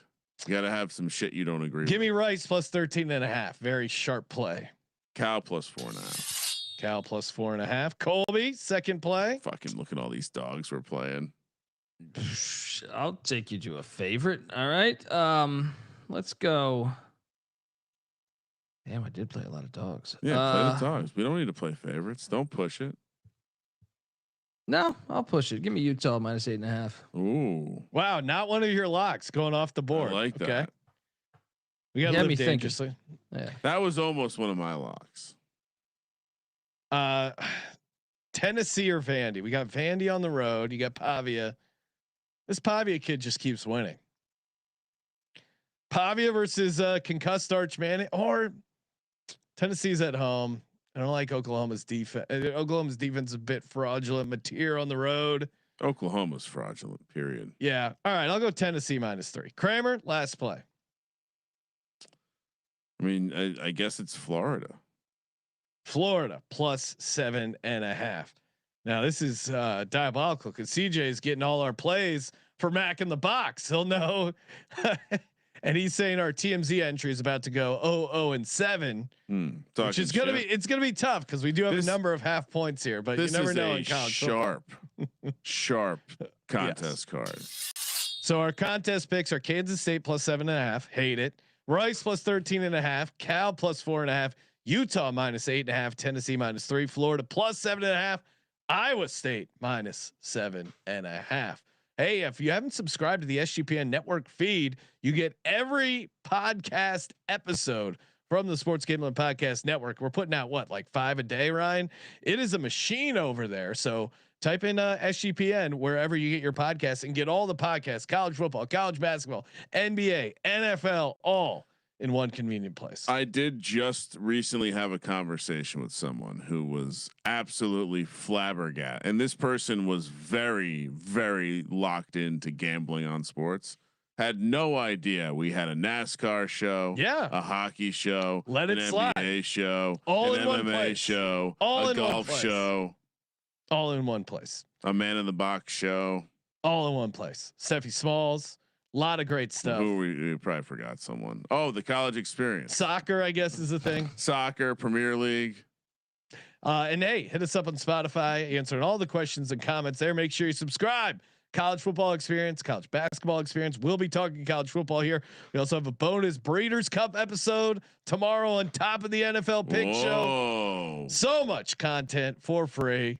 Smash the subscribe button. Tell a friend. Help us keep it free.